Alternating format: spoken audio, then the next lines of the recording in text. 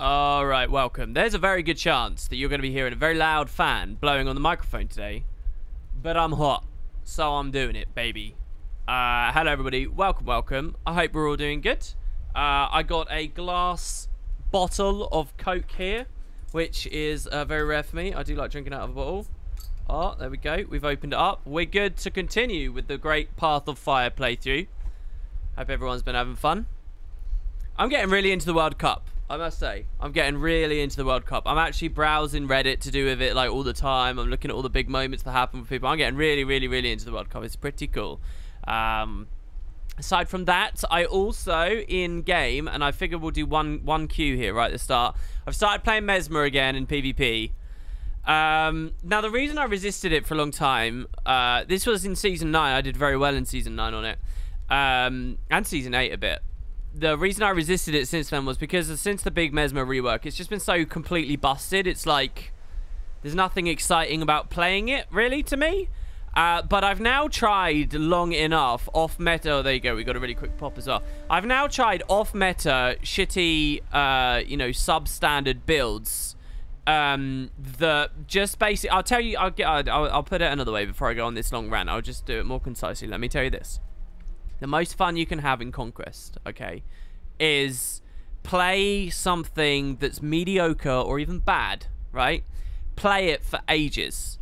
You're going to play it for a while, and then you're going to realize that your win conditions are really minimal, and you're going to get really mad at the balance team. You're going to get really angry, and you're going to think, how the fuck? You know, why should I take this game seriously, competitively? Why should I this? Why should I that? I can't believe they don't put more resources on the balance. You're going to get really angry. You're going to grit your teeth. You're going to be pissed off, right? And then you're going to stop playing a bit, and then you'll come back and you'll play a bit more. Keep playing the rubbish builds, and I'll get to it. The best way to enjoy Conquest, right? Just keep playing the rubbish builds. You'll get over the anger, and you'll just realize this is a bit like, you know, someone in an abusive relationship. Eventually, you acclimate, and you're like, whatever, I guess I'll just, you know, live and learn, and we'll just, or not learn, I'll just live with it, right? I won't do anything to further my situation. Play it more. Lose all perspective of what good gameplay is, or, you know, what seriously carrying is, because at the best of the times, all you can really do is be on par. And then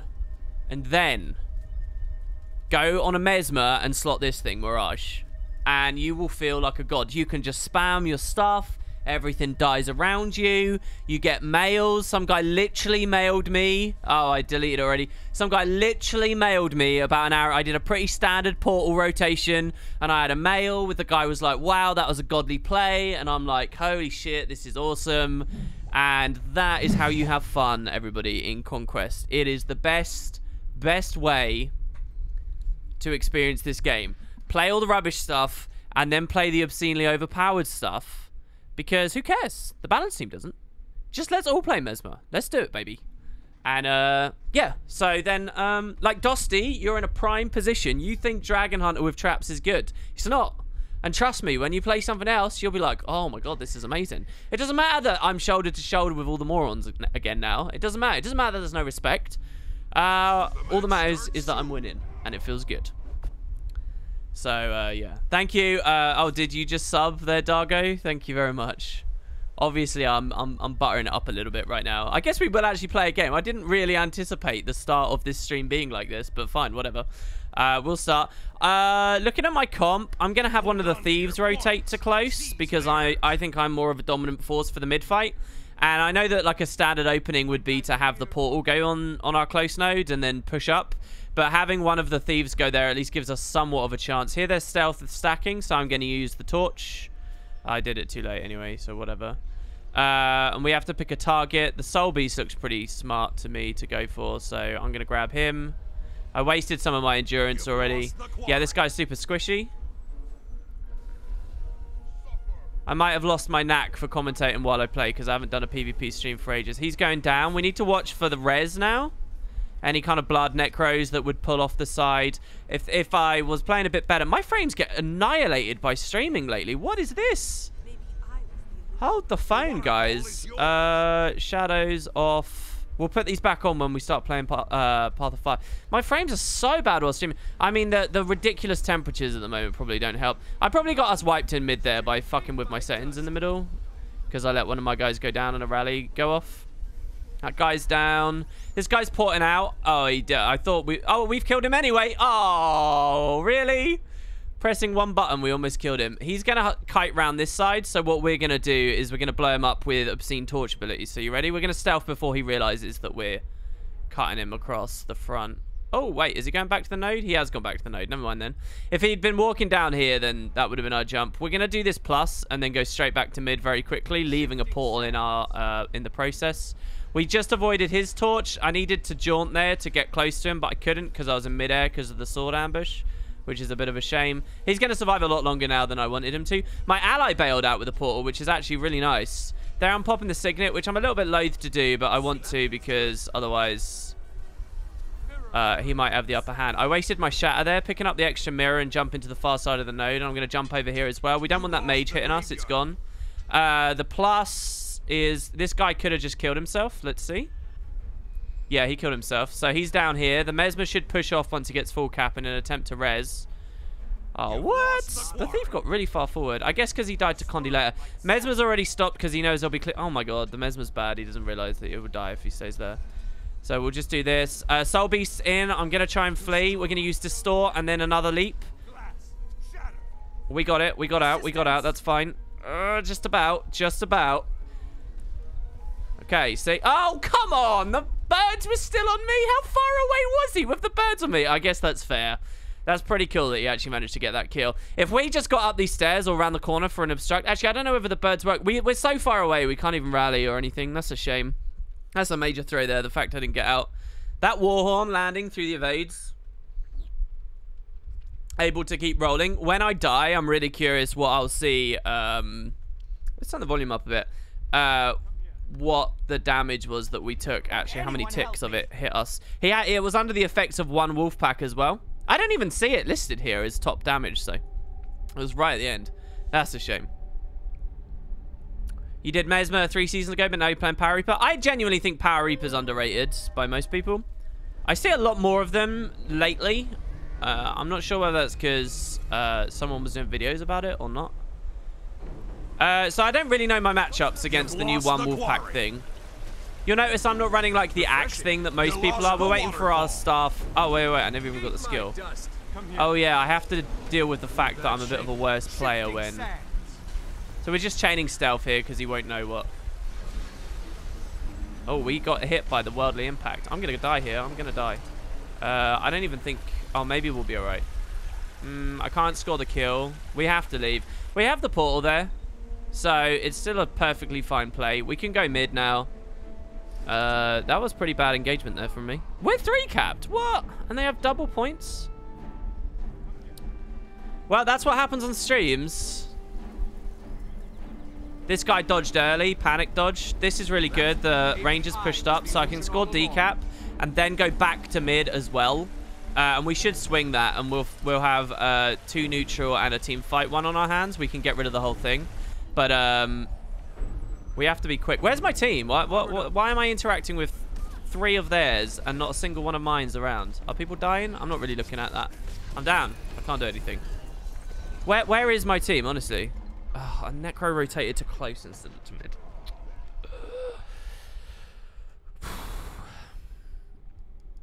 You've been playing Power Reaper because of the Game of the Days I did. It's a lot of fun. Yeah, I mean, it is. It is fun. It's really limited, though.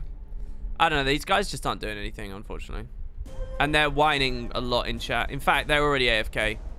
Should we do another one where people don't AFK instantly? Because this is a 4v5. I don't know how long it has been, but with this guy not playing. Anyway, so yeah, how's it going, guys? From desert heat, you captured the quarry.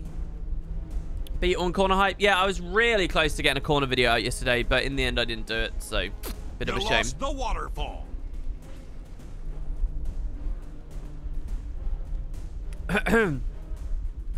Was it the Boots Bad builds that did it for me? No, Boots Bad that's a trash build. I mean, I don't think he's around at the moment. I think he's away. It's a trash build.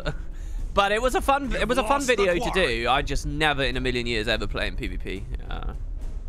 I've learned to tone down my aggression in the videos themselves, because I think it is genuinely depressing if you make a build. Because I know it's called Boots Bad Builds, but he is proud of the builds he makes, but it's not a good build. So We actually did some 1v1s after it was over, and I just picked a completely random Mesmer builds. Well, it wasn't random. It was like the axe. I don't know what the build was in the end, because I'd been fucking with stuff. But it was just Condi Mirage nonsense, and it didn't seem to do that much. I mean, it's mostly just a question of his utilities and stuff, and the runes. Okay, I'll take it all back. I'll take it all back. It's not a trash build. At the end of the day, it is Mirage. It can probably do a lot.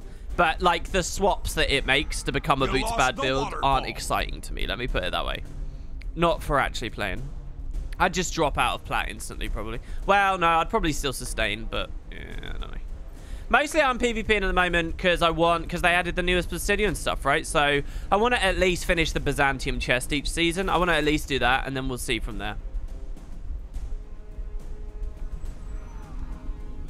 These guys were really whiny. This was a quick pop as well. I guess this is...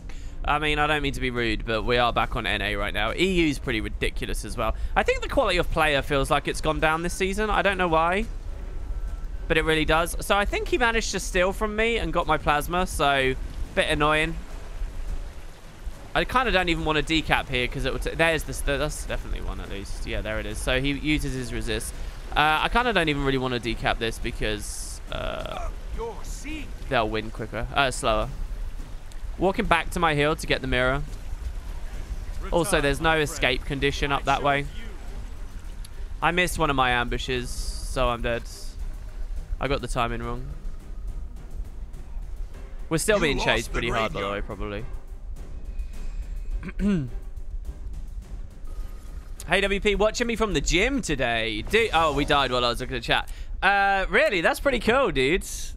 That's really nice. Are you on like a treadmill and you've got like one of those monitors in front of you? Mine is 23 because they whined and went AFK after probably 2 engagements. Brilliant. Brilliant.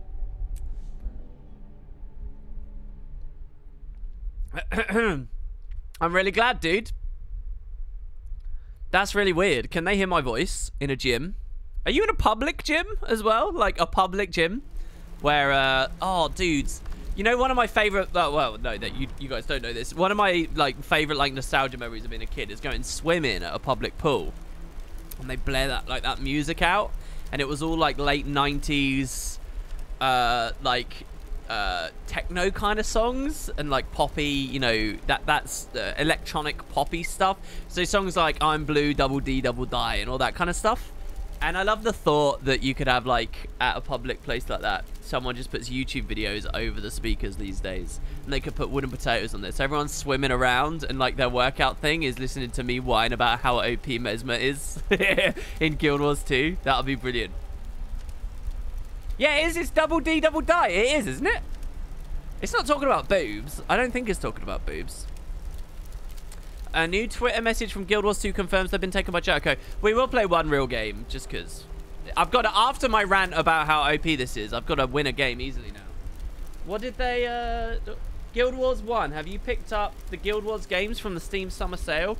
Tweet us a screenshot of your Guild Wars character using hashtag Guild Wars or hashtag Guild Wars giveaway to win a Guild Wars pin set. We'll draw 5 winners at random on July 5th. Shit. Oh, I've got to do that. I want a pin set so badly. Okay, delete this from the internet. I don't want anyone else knowing this competition's going on to increase my odds of winning.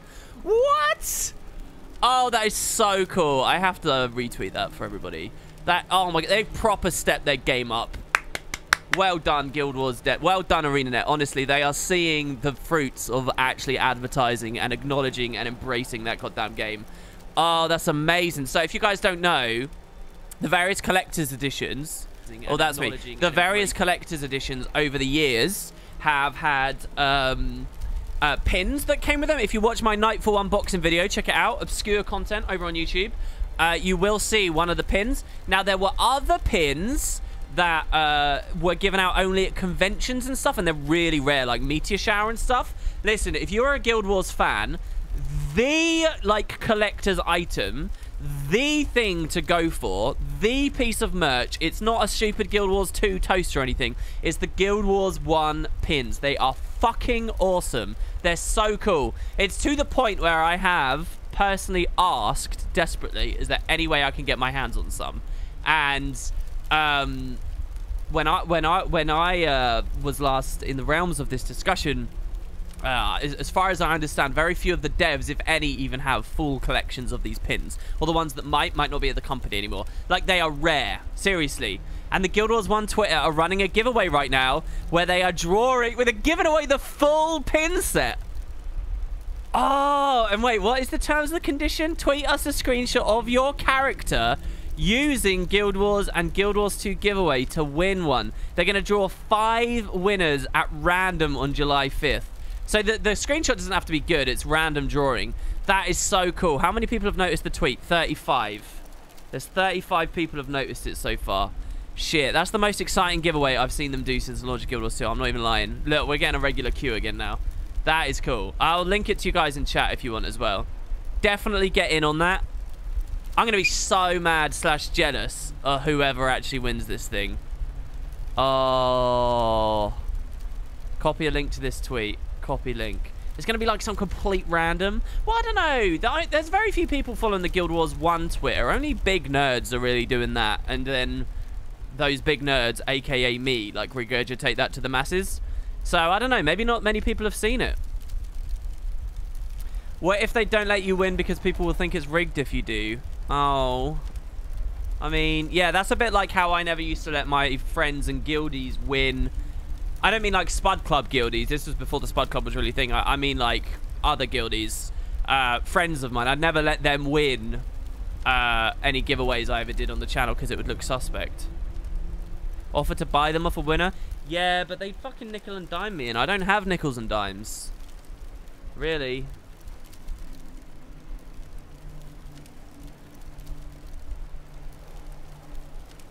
I don't know. Wow, that looks so cool. They got a picture of it there on there as well, guys. So definitely click the link I put in chat. What? Rain Pumpkin wasn't even talking about that. Really? What's the other tweet people were talking about? Yeah, it was to do with Joko, wasn't it? Oh, look, they got the... It is genuinely the full set. I wonder where they sourced that from. That means they've got 5 full sets. Are they still in the plastic and everything? Oh, man. I want Energy Surge more than any others, probably. Oh, there's the Q-Pop. Right, yeah, this is not the stream really yet, guys. But yeah, we'll play this now. All right, what else is going on Twitter? Yeah, one of them is Contemplation of Purity. It is. It is. They're all prophecy skills. Oh, no, they're not all prophecy skills because some new ones came out afterwards. So, hold on. This is not the full set, ArenaNet. I'm looking at this. This is not the full set. This does not include the Nightfall pins. Or, well, I think actually only Nightfall had them. But this is missing the Flesh Wound and whatever the other one is that you get with the Nightfall Collector's Edition. It doesn't have those. These are the... And I mean, those ones are common. Just to be clear, 2 of the pins are really common because they were mass manufactured to be with the Collector's Editions. So they're common as dirt. Everyone has those. I have those already. The rest of them, these are the rare ones. These that they're offering for the giveaway are the rare ones. But it's not technically a complete set because they're not including the Nightfall things. Oh, do you know what? If I got actually my hands on that, I'd do like a cool... Like, I'd try and get arts and crafty with it. You know how people like frame their like Pokemon blue, red, and yellows together and stuff in those tacky, stupid little boxes? I would totally make a tacky, stupid little box for these.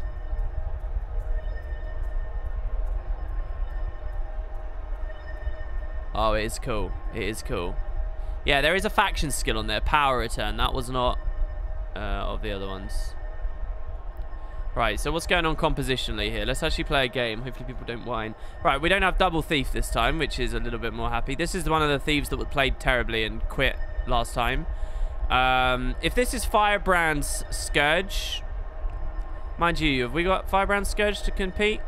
To contest it? It doesn't look like this is a Firebrand, does it? Or maybe it is. I just saw a bit flash on him. I don't know. This is quite even, guys. In fact, this is a mirror match, isn't it? No. What's the difference? Well, we have a warrior while they have a second Mesmer. So, we'll see what happens. This time I am willing to pick up close. I think it's the wiser move for me. Seize theirs. And I'm just going to blow a lot of cooldowns to do it straight away. We'll see who crosses.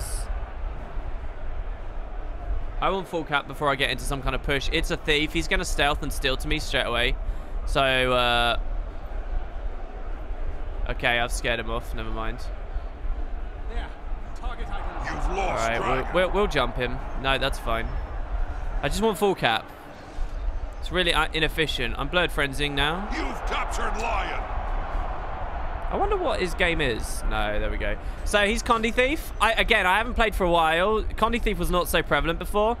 Basically, just don't spam into the confusion. He ate some torch there, which was really, really nice for me. I'm going to trickle these in on the F3. We got the block from the Chaos Storm Aegis, which interrupted his steal. We're going to get him with his torch now. Yeah, he might be dead now. I don't know what other cleanse he's got. He's got the Shadow Step to return, which he might be. He's not forced to. We could have killed him if he did that. I didn't port close. We anticipated the steal and evaded it. Good.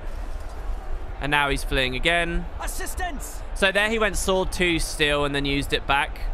His Venom's up. I'm really not scared. They actually won mid, so this looks like a whitewash win for me. Personally, I think this game's over. I'm porting mid and pushing far. Looking over here to see anybody who crosses to our close. There is no one. I'm going to intercept. Oh, God, the fucking Mesmers. We'll try and get on whoever we see our thief jumps here. I'm neither here nor there. I'm trying to play a little bit more conservatively with my cooldowns here because this could be... This is not going to be a snap win here. This is going to take a while. So I'll just keep trailing them around. I'm really happy that I'm the target here instead of the Guardian's doing really well. I think Guardian at the moment actually does pretty good in this matchup against Mesmers. Oh shit, I fucked up big time there. Well, sort of. We still have the leash on mid, so I can go to close to contest this and then port back in. But we have to do it quick. We could port allies through as well. I don't like this rotation that this guy's done. I might not get this in time. I'm going to press it. Oh, it doesn't matter. So I have a choice of opening this right now and then hoping to get full cap and go through, but I don't think I would have had time. And I'm not going to risk the entire cooldown on that. I know that it's hot there, which is why I'd want to do that to get there quick, but here I can have a nice tether back. This is a defensive portal. I've talked many times on the streams why I don't like those, because I don't have the reaction times to watch the cross straight away and get in. I think it might... Did I just see someone flick behind me just there? So right now, in all of this, I'm watching the fight itself and looking to interrupt this res, but also I'm watching close, very, very, very closely. I'm looking at the minimap constantly. One of my allies is pinging, so he might have seen someone made the cross. Sword is looking good at this point as well now. You've captured the field. The Necro might want a plus, but I'm going to get sword first before I go for it. Because he might not want a plus at all. The thief probably saw that there was a potential for that when he saw my portal there and left. Yeah, see, he didn't need my plus, so this was a waste really in the end. I don't anticipate anyone decapping that in time. Anyone else crossing, we'd see in front of us right now, which they're not, so. This thief's just had a horrible game of running around being Condi harassed all game. You've lost, Dragon. Never saw it. Like a really horrible game. Sword was a bit shit for me there. I'd rather rot that, but whatever.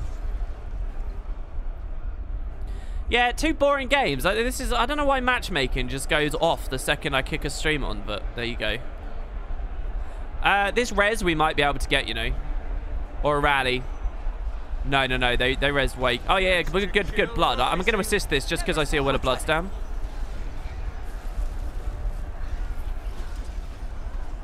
Going back to mid because it's so much pressure. Also, I can establish a portal on it and jump straight back into the fight. Cupcake's there, so I'm going port and I'm going to get close. This 1v1 might be tricky because I'm a little bit down low on cooldowns. And he might do very well. This Aegis is really, really nice because I'm going to use my endurance here to get to him. And now I've got nothing to close the gap from my torch. He might not have seen me or he's AFK. I don't know. He died. So, whatever. Yeah. Oh, mind you, they got some decaps. We go straight back to mid now. And help the warrior in that. We're about... They just won fast, so now we win this fight mid.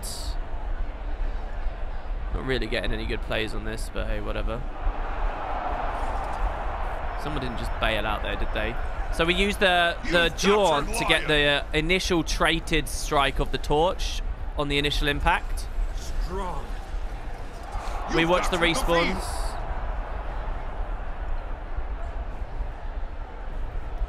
because they already have numbers over there. There's no point me just letting them take the fight to the node. We evaded most of his shit there. This confusion doesn't scare me too much because I can just wait it out. Colosseum's artifacts are He swapped to accruing staff, power. which is his defensive set, for no reason. We got a nice evade on the ambush there, though. This F2 should be really good as they trickle in. Where am I? Maybe I was the illusion all along. Crystal reflection. That's good. We got the double ambush there. We'll get this one as well. He might evade. No, we got the interrupt mid-air. That was great. I took target off him. Shit. Wait, did he force me to take target off of him? I think I got both Mesmers on me now. Yeah. The artifacts have reached maximum power. Oh, I fucked up because I missed my opportunity to lost Dragon. phase retreat. We might be okay here because we use the heal, the Blurred Frenzy, then we take the thing and we move back through over here. Distortion. And he's dead. Perfect. Maybe I was Because remember, the heal drops and evades mirror, which the Blurred Frenzy delays you to. So now we can kill this guy who's fleeing, so we know he's low on cooldowns. Get the Immob to ensure the Prestige will land in a second. You've captured the field. I'm going to cover that with a Distort there. He had more evade than I thought. He must have bailed earlier, which is good. He might have died anyway. Yeah, he's dead. The Guardian's got him. The Dagger Storm's good. We know we can jaunt onto that because he's not going to dodge in the middle of it. I'm not going to chase that. There's no point. We can just meet him at mid if he really wants to. Again, that Thief has had a horrible game. Truly a horrible game. I'd hate to be that Thief. Back to Sword now for the next engagement as they're all on respawn.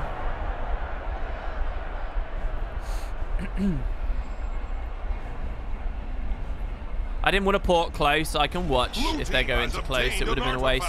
But here, what I can do is the guard can push far. I can port mid, and we can go 5-man far and wipe them there with the power of the sword as well. It depends on this Guardian being smart. Oh, the Guardian's in a fight over there. So I'm looking behind me because I don't want anyone crossing as I go to assist this guard. I don't have enough energy. The Thief's gone. We just saw him as he moved. So, a bit annoying. We might not save the cap, but what's important is we win the fight.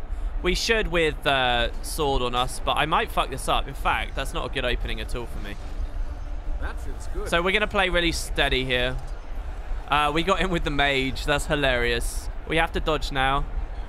Walking back into this mirror for the evade frames. Strong. And I'm going to stealth. Urge to kill I don't rising. really want to rip. I don't know. I might lose this fight.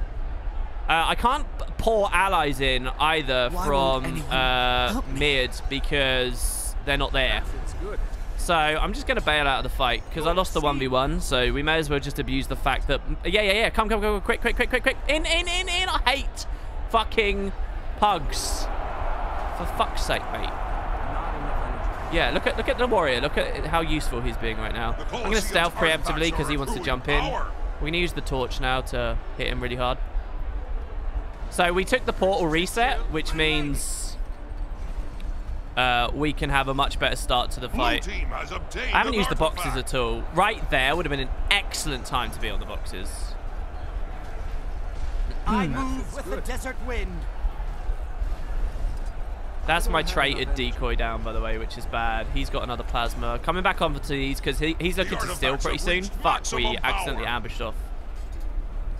I have assistance, so I'll just pick up the node now. You've lost Dragon. And yeah, we won. Sorry that was a pretty boring game.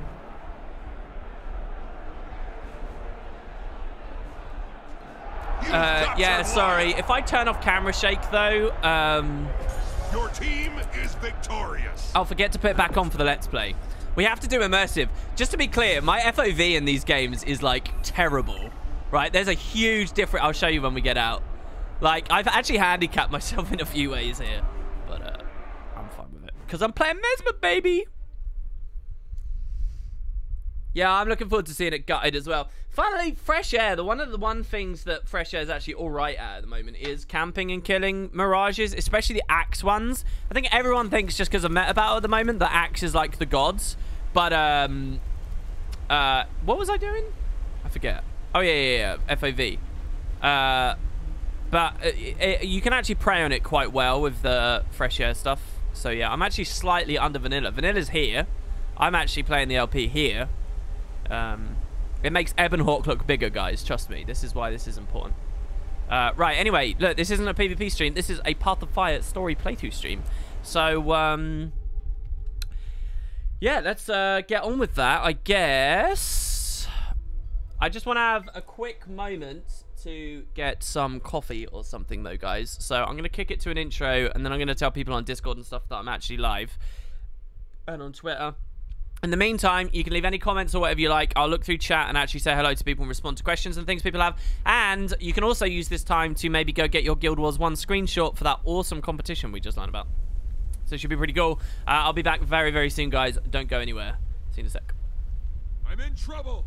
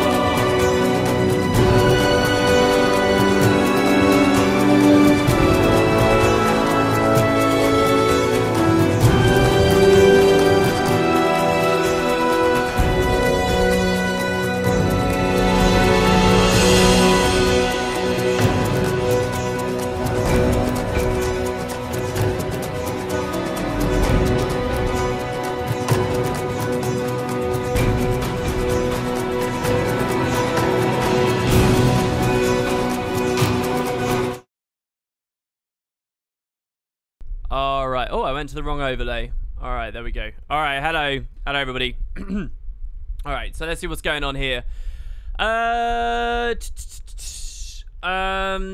You don't use social media unless Twitch counts? I think that Twitch does count as social media. I know that that's like a dirty term these days, and everyone wants to pretend that they don't use it, but frankly, if you're using something where you can communicate with others online, there's something social about it, then yeah, it's a form of social media in my opinion, but hey, whatever. WP, pull your swings just this once for the pins. If I win, I'll share. What does pull your swings mean? That's very... Listen, you wouldn't share that set, though. That's the thing, right? Like...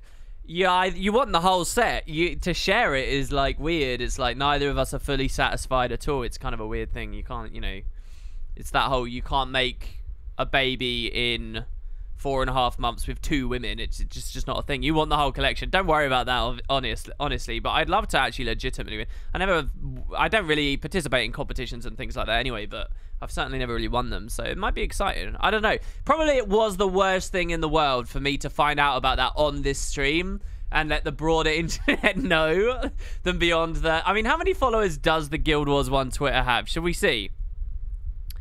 They have less followers than I do. Wait, do they? Or are they about level with me? Anyway, they don't have many. So, yeah. Anyway. And the amount of people who appreciate and know how cool those pins are at the same time could be even lower.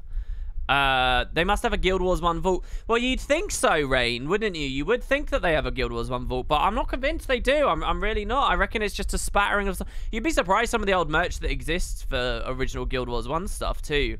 And it's, you know, the years are creeping on by. Generally speaking, I think a lot of companies and a lot of people, they're not very good at compiling and, like, archiving every aspect of what they've done.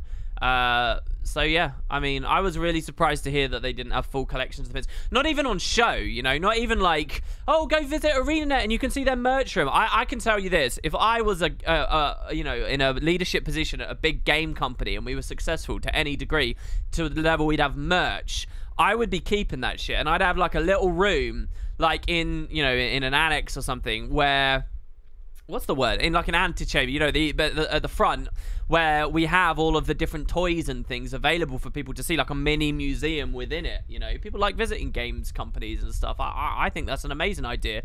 I mean, I know it's pretty standard for game companies to like put their concept art and stuff on walls and things, and I'm sure ArenaNet do a lot of that, but the idea that they've just got at least one of everything they ever made. Like the other one I talk about a lot is Chinese collector's edition of Guild Wars 2. Looks so cool, and it's got like this badass mug and stuff, and I know it exists, I know it's out there somewhere, but getting your hands on it would be pretty goddamn tight, and I've got fair confidence that ArenaNet don't have that either at their offices. I wouldn't be surprised to hear they don't. Do you get what I mean? I know that like on their streams, Ruby, like Christ knows how much money they spent on their sets for their live streams and stuff, and whether we think that's value or whatever doesn't really matter. But like they've got some things in the background on their stream sets. That's a good place to use it, but you know that might give you a false impression there's more stuff than there is. But yeah, I mean they found the pins, so who knows? Random question, if ArenaNet sold gem store items that replaced all dialogue with praise Joko, do you think people would buy it? Yeah, but I think people would buy anything, almost anything, I really do. I think that you could do the Star Citizen route where you just sell stuff that costs obscene money and someone will buy it. It's just a way of printing cash, really, you know. Someone being mean about my mustache, very rude, but that's what we look like. Someone wants to donate me 250 gold for the Griffin. Farming is so boring. There's very little you can do that's more pathetic than going on Twitch streams and begging for in-game like it's genuinely pathetic, mate. You don't have to farm for it either. You just play the game and exhaust the content. Do the achievements and stuff. The money will come. Valen said Aura of Displacement was your favorite skill ID. You'd pay for that just one pin. Aura of Displacement is like such a cool represent. I'm not surprised you was a thief player in Guild Wars 2 as well, right? Like, but it's such a cool representation of the difference of the two games. Like, Aura of Displacement is like insane mobility, and it's like so hype and crazy, and it's like, oh, what? And I love that elite as well. It's so prominent and build defining and exceptional and fun. You know, Aura of Displacement. What a cool thing for Guild Wars 1. And, like, nobody even blinks an eye at that in Guild Wars 2. Like, in Guild Wars 2, like, so many abilities approximate or almost exactly replicate Aura of Displacement. And they're not elites, and they're not massive cooldowns. They're just sort of all over the place. It's kind of funny. But yeah, that's one of the most iconic assassin skills, I should say, to me. Aura of Displacement, definitely. Alright, scrolling down. Condi Mez is disgusting. I agree. Everybody whining about Mesmer. I agree. What's my favorite PvE class right now? I don't know, man. I don't know. Probably Spellbreaker. Which is what we'll be playing on this stream in a second. It's just so meaty and sturdy at the same time. It's just a lot of fun. Do you think... Here's a good question. Do you think the new mount from the next episode will cost gold like the Griffin did? I doubt it will be as much as the Griffin. I think that the entire format of implementation for the Griffin was something special and distinct and different. While the Beetle is like a headline feature that sells to people installing and playing this exact patch. So I don't think they'll hide it behind any particularly massive gates. It probably will cost money, though. Your question there is phrased very weirdly. You say, do you think the mount from the new episode will cost gold like the Griffin? I don't know what your memory's like, but every single one of those mounts cost gold except the Raptor. And increasingly more gold as it went along. It's just the Griffin cost a ton. So I'll expect the Beetle will be a gold sink of some kind. I'm sure it will. But I don't think it will be something crazy. What I think the devs, a lot of people won't realize right now, but what's going to happen that's really cool is when Cogs of War comes out a year and a half from now or whenever, you're going to get all these Fairweather players that come back and they're like, oh, yeah, I'll play a little bit of Guild Wars again for 5 minutes before leaving. And they're all going to come back and they're going to see people riding around on Beetles. And they'll be like, what the fuck is this? You're riding around on a Beetle? And they'll be like, yeah, it was Living World, mate. What are you talking about? And then they're going to be like, oh, maybe I should pay attention to this game on more long-term basis than just when an expansion announcement is done. Maybe I should keep tabs on it. Maybe I should keep it installed. Maybe it is worth playing the Living World episodes because now they're not going to have the Beetle. And it does all these wonderful, magnificent things when Cogs of War comes out, because the other thing that's going to happen is people, when Cogs of War comes out, they'll see the Beetle and they'll be like, oh, that's cool, but I don't want to wait around. I don't want to get it that bad. I want to play all the new content, that, you know, because people have this weird idea that the only good games can be the ones that came out in the past 3 months. So they'll all play Cogs of War, and then when they're done with it, they'll be like, right, I want that Beetle. And they're going to go to the gem store, and whether they convert gold to gems or they input their credit card or what, it doesn't matter. They will acclimate themselves and immediately have that experience of buying something on the gem store and buying a Living World episode, which will very much set them on the right course to once they get the Beetle to think, oh, I'll do more of them now. I'll do more and more and more. It's just going to be really healthy and good for the game long term. Putting a mount in Living World is very, very, very healthy. They just won't see the fruits of it until Cogs of War and later. And that encouragement could make them start thinking about Season 3, Season 2, hopefully one day if it ever comes again, Season 1, all those things. Anyway, scrolling down. You might want to change the description. No, we are doing Path of Fire. It's not a PvP stream. That is the correct title for today. Wait, did I just say that the wrong way around? It's not a PvP stream, it's a Path of Fire stream. Never take WP's portals or you end up on his YouTube channel. Yeah, but I don't do Game of the Day very much lately, so... I have to admit, every single game I still record. I still have recordings of every single game I've played since the last Game of the Day, which includes genuinely hundreds of Power Reaper games, in the order of 50 to 60 more Weaver games, and now these Mesmer ones on top. I've still been playing, not much, but every single one has been recorded. I'm not interested in making Game of the Days out of it. For some reason, I just don't feel like it's educational or interesting enough right now, so I haven't been doing it. Right, so scrolling down. WP's SPVP commentary is exactly what I was asking you about the other day, Valen. What do you mean? What, is Valen doing that style of commentary? You're glad to have finally caught my stream after watching every single Zero to Hero VOD from a year ago. Really, Celestius? How do you find that they hold up to the game a year later? Were they fun to watch? Am I going to do my PvP streams this season? I don't know. Maybe not. Does anyone know why the viewer count keeps jumping around? I don't know. WP, it's in the Czech Republic. It's clouded. Oh, that sucks, dude. Hyped for tomorrow? Reasonably. Yeah, I'm pretty excited. So, in reference to your Discord ping, I did in fact have a nice time in the summer sun. I just woke up after an hour-and-a-half long nap out in the sun. Dude, that sounds pretty cool. That actually sounds really nice, Tulip. You got a bit of a tan going as well now from that then, have you? Hype is real for tomorrow. Oh, does Blizzard have a museum type thing? Look at that. Look, listen, I should be a Blizzard fanboy. Seriously, all my ideas about video games are all Blizzard oriented. All of them. Blizzard are gods. Let me join like Team 7. The mysterious... Is there a Team 7? I just pulled that out of my ass. But they have a museum, do they? That's kind of cool. How do you think we'll get the new man? I think we will have some kind of story associated with it and speak to an NPC, and then we'll probably buy it. Maybe at the end of a heart or something. I don't know. Can you link an image of the Chinese Guild Wars 2 Collector's Edition? Absolutely, Atrophied. You're a sub, so you should be able to do it. If you can't, I will give you permissions as well. I think I type ! permit, and then I type your name, like so. So you should be able to do it there. Can someone give me money, please? WP gave me the idea. Yeah, you feel free to beg in my chat. That won't drag the level of discourse down. What with all the Mesmer hate I'm hearing about? It's just OP. It's just bad balance. Do you think the guy who studies bugs that we met will make the mount... Ah, that's a great point. He does study bugs, doesn't he? That's a very cool idea. He could be very much involved, certainly. Seems like an obvious tie. Do you want to have Cogs of War have minor content locked behind mount gates? What do you mean by that? Yeah, I believe the mastery system needs to have gates. Yeah, and I believe that we should be able to overcome them. Why does it matter how another person plays the game? Wooden potatoes? ? What's that in reference to? Mirage? Well, the way that the builds that people play and the way they play directly impact everyone else on your team and against you. So the competitive formats and the team-oriented formats, you know, you can't have a fully selfish mindset because you are in a social engagement where you can consider other people. But I'm not sure what you're referring to there, really.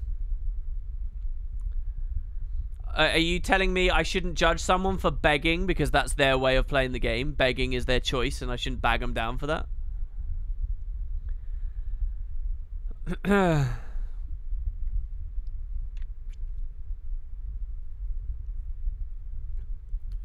What's going on? Cogs of War is just a theoretical name for an expansion. It's just a placeholder. Instead of saying the next expansion, I just say that. Watching you at work, help you keep him actually working. Listen, we all know you slack off during these hours anyway, Beta Ace. Don't worry about it. Chill out. I'm here for you. You hope you get a really long collection, like with the Griffin, just not as costly. The thing is with that, if they put a really long collection and high price tag and high time tag on the Beetle, I think it makes them more scared to have interesting Beetle interactions throughout the map. So I don't think that they do it. I think that that's the better way to do the game, but it's ArenaNet, and I don't think they will do it that way because that's not like their philosophies that they run by and the games set things up. Oh, you've uploaded a bit of the Super Edit, Dargo. Really now? That sounds kind of cool. WP, you can win the pins again. Some kind of screenshot contest on the Twitter. Yeah, Rob Amount. I freaked out a little bit earlier. I'm really excited about it. It does look good, doesn't it? What I need is to create a bunch of bot fake Twitter accounts now, right? I'm worried with the new mount is going to be one of these things where you're going so fast you can't turn very well until you slow down. Why are you worried about that? That sounds cool. I only accept begging if it's multifaceted. Wait, what are you saying? That I begged on the whiskey stream? I wasn't begging for that. You think that the Beetle will be long collection like Aurora or Coda's Heart? I would be excited about that. I'd like that. I think that would do great for attention and the health and all kinds of things. But I don't think they'll do that. Honestly, I reckon it will be Golden Path thrust upon you by the end of the story. I really think that. I've already forgotten the begging meme. Yeah, I have. I genuinely have. I've got no idea what you're talking about. All right, there you go, guys. I've caught up with chat.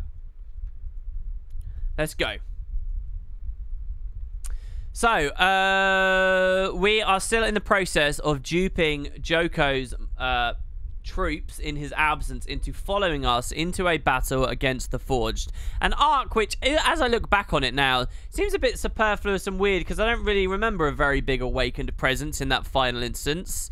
Or the final instance, the actual battle aspect where it was Forged v Awakened didn't feel like it lasted very long. But hey. Alright. Our ruse worked! Oh no, we read that last time. Here we go. I found Troop Marshal Ogun and at his encampment. He was ready to follow me into battle willingly, but his newly awakened troops weren't combat ready, and so he could not leave his post for fear that the Forged base nearby would be overrun and disrupt the supply lines he'd been ordered to defend. I agreed to do his job for him and assaulted the base with a small squad of his awakened troops. We found and destroyed the portal that Balthazar was using to send in Forged reinforcements. After my mission was complete, Ogun agreed to lead his soldiers against Balthazar under my command. He'll stage his army outside Kodash and wait for my signal. Right, so we could immediately meet up with our guild mates, or we could check out the stuff at the Necropolis first, which I kind of want to do. We already saw the palace, and we saw how the nobles are being put to work as the Awakened have gone away. I want to come here now, because this has got some of the coolest lore to do with how the Awakened are born and handled and created. And then we'll do Garden of Saborin as well as a heart. No. Then we'll do story, and then we'll do Garden of Saborin, and then it's the finale, isn't it? I mean, Christ, we kind of run to it really quickly.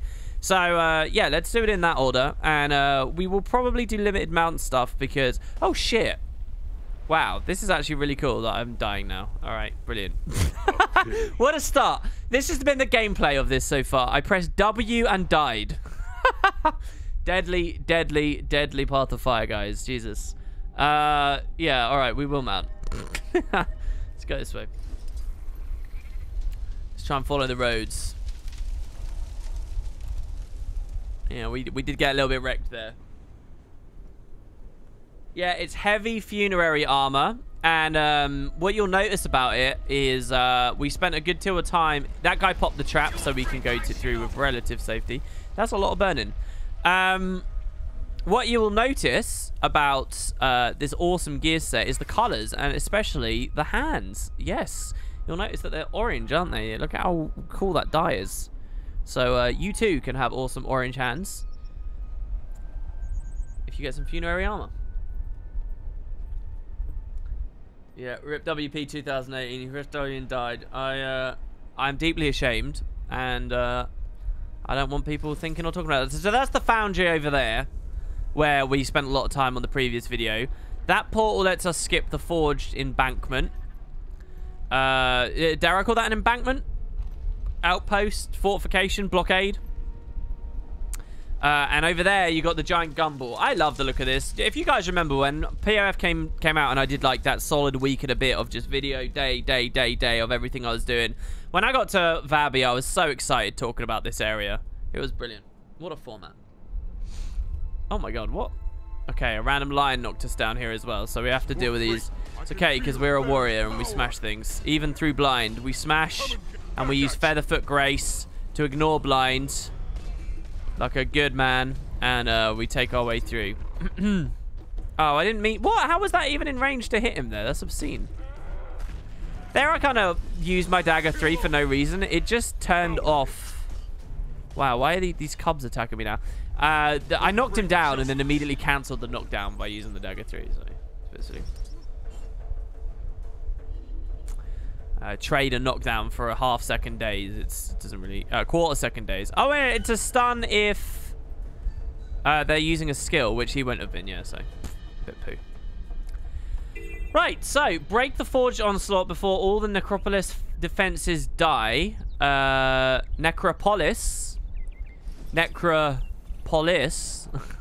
going to come... there's 2 avenues of attack. We're going to come to the southern one, because I feel like there'll be more Forged here.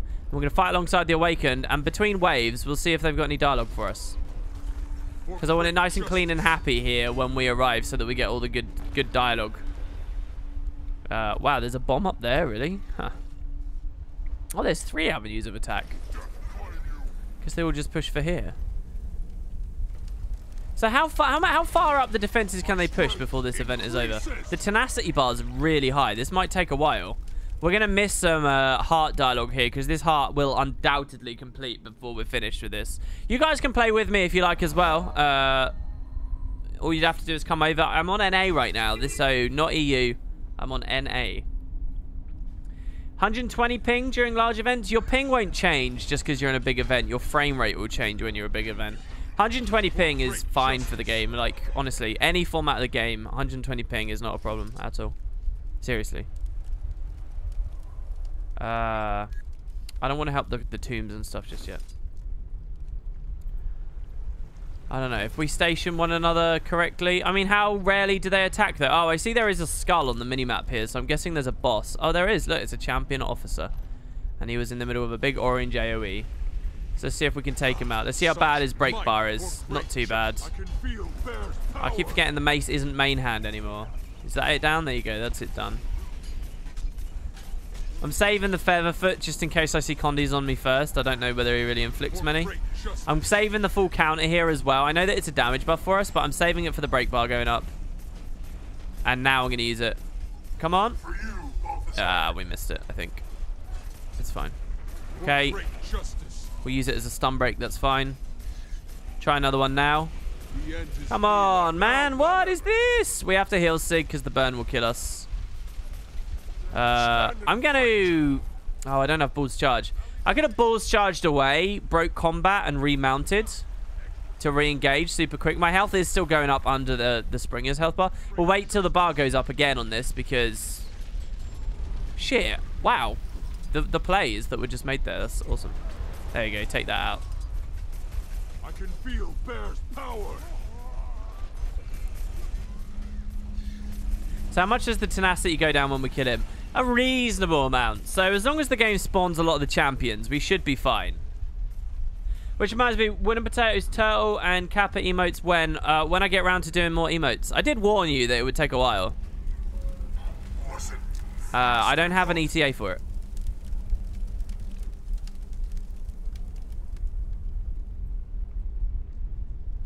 You'd love to join, but you're just on your lunch break, not a whole lot of free time. Yeah, everyone seems really busy today. Everyone having a good Monday?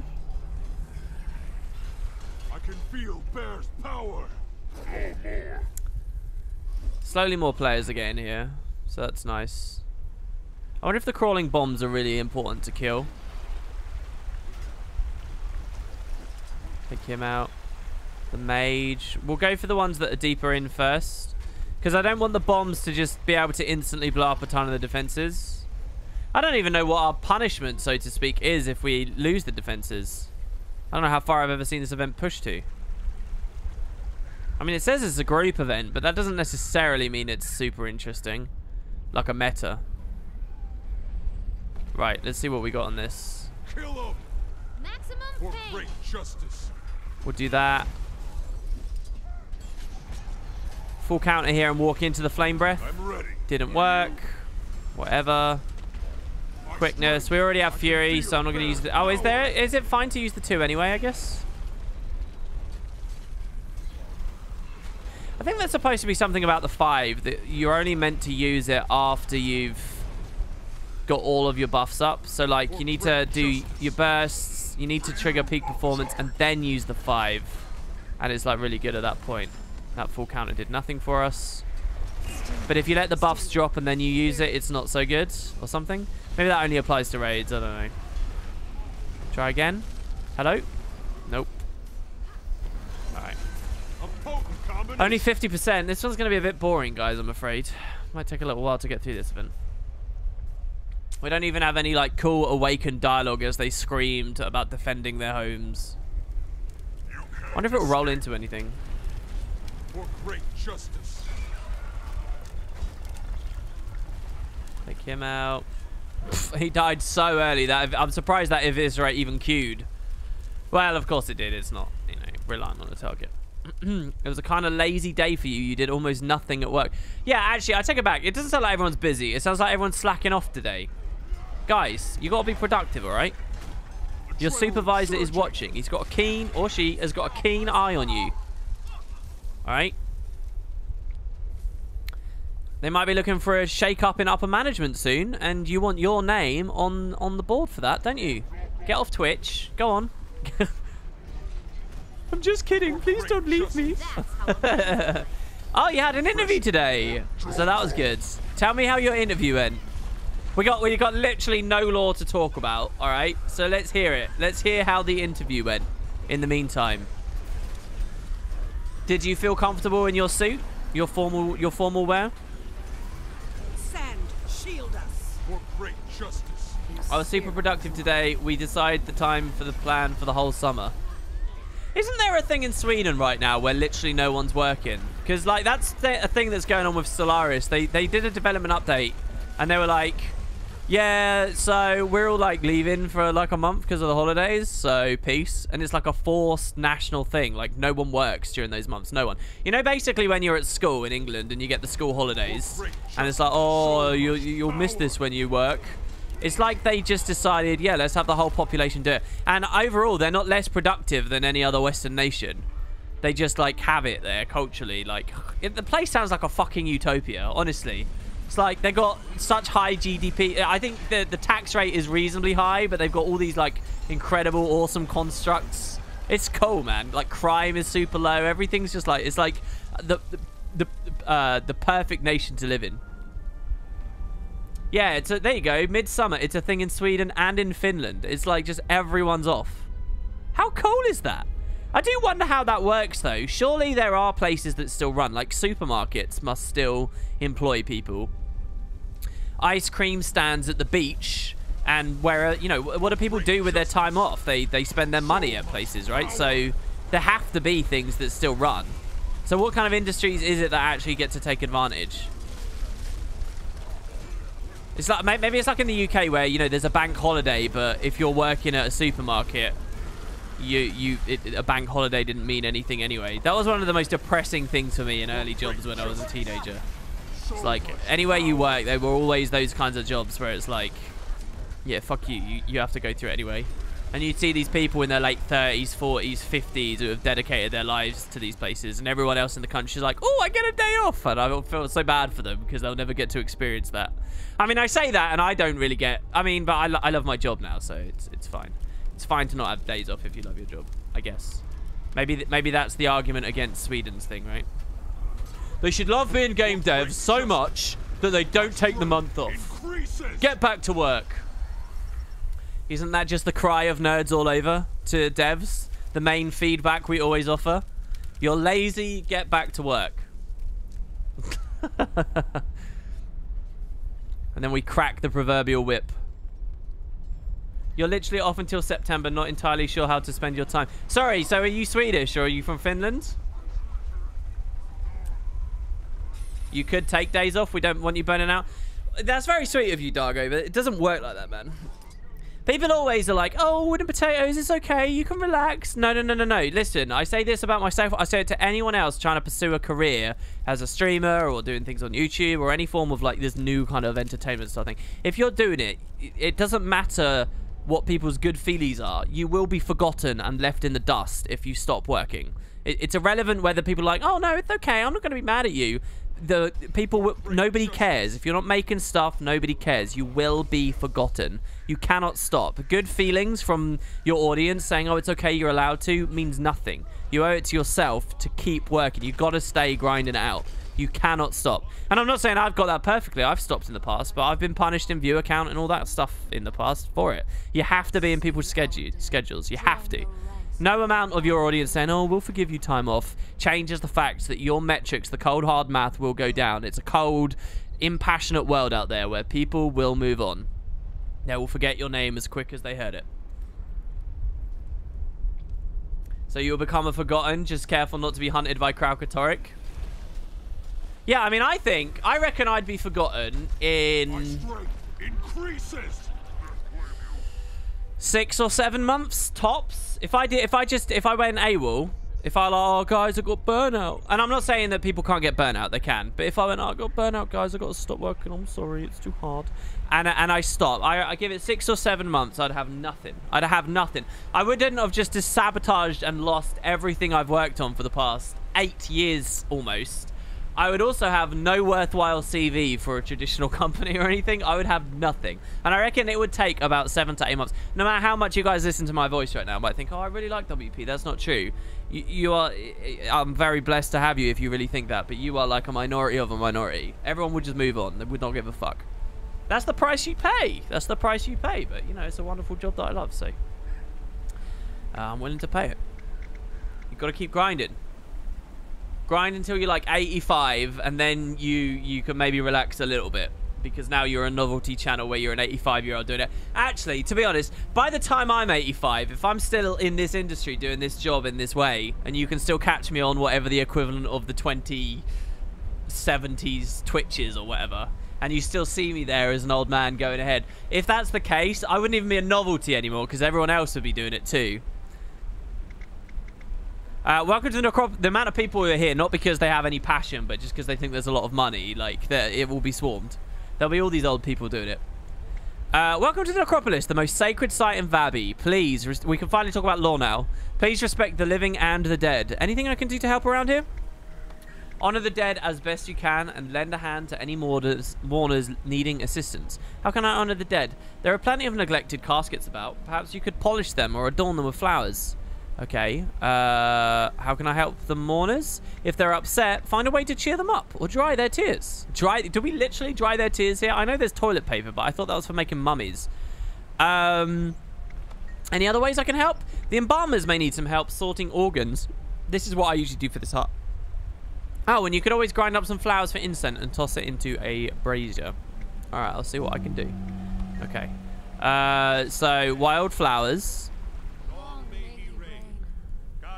We get 2 skills. By the way, we never auto-finish the heart. That's kind of cool. What's the dialogue? The court may judge our dead fairly, that our dearest departed be granted your eternal gift. Did it print it into my chat log? Oh, it didn't. ArenaNet, please stop printing. Well, let's just watch this. Should we watch this casket and just follow it? Just ignore the actual content and see... I hate that I just said that. This is actual content. That's so rude of me to say that. I'm going to follow this and see how this goes and what they say as it goes along. It could lead to some cool stuff.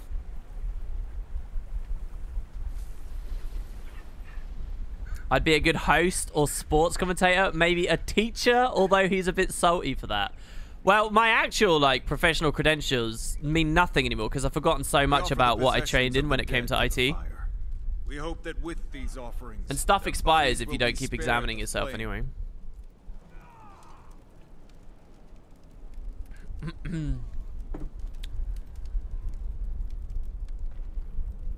Guild Wars 2 in 60 years and complaining about Corteria? You're damn right. If Guild Wars 2 is still worth doing videos on and you can get audience, people watching it, and you can play it and actually scrape your way by... and you could be that passionate about the game. If I was still there passionate about it, how I feel about the game today, and they still hadn't fixed Corteria, I say this without a hint of irony or sarcasm or joke, there's none in this. If in 60 years they haven't taken a look at the new player experience, refined things and sorted shit out, even though the game's still getting updated and stuff, you're right, I would still be ranting about it if I still felt the same. Oh, absolutely I would. We offer an effigy of the dead to the flames.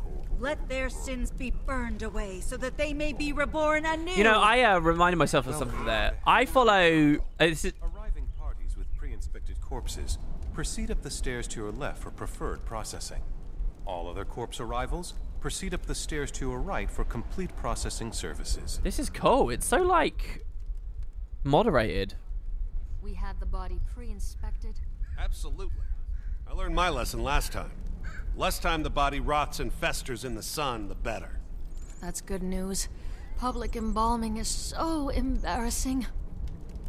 I just reminded myself of something. This sounds a bit stupid to say, but I follow Cube World development. Okay, so Cube World, you can see an old series I did with Matt on it. It's a really fun game. But it was like a 2013 or 14 release, and then the guy that made it just... It's a whole story, which I can't be bothered to get into, but basically it's had no updates. And I find watching it fascinating because despite having no updates, there's a very rare tweet from the dev about a new thing that's going to come and a new thing that's going to come.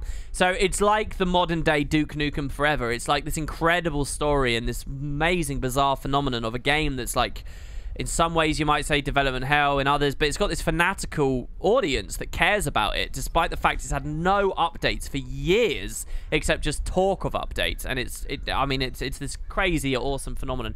But I just reminded with that 60 years thing, the Corteria ran. I was amazed because I follow it very closely in the community that surrounds it and what they talk about. Let's listen to these guys, and I'll get back to my boring anecdote in a sec. Not sure it's a good thing, is it? The Forged and Branded ensure a steady supply of newly dead bodies.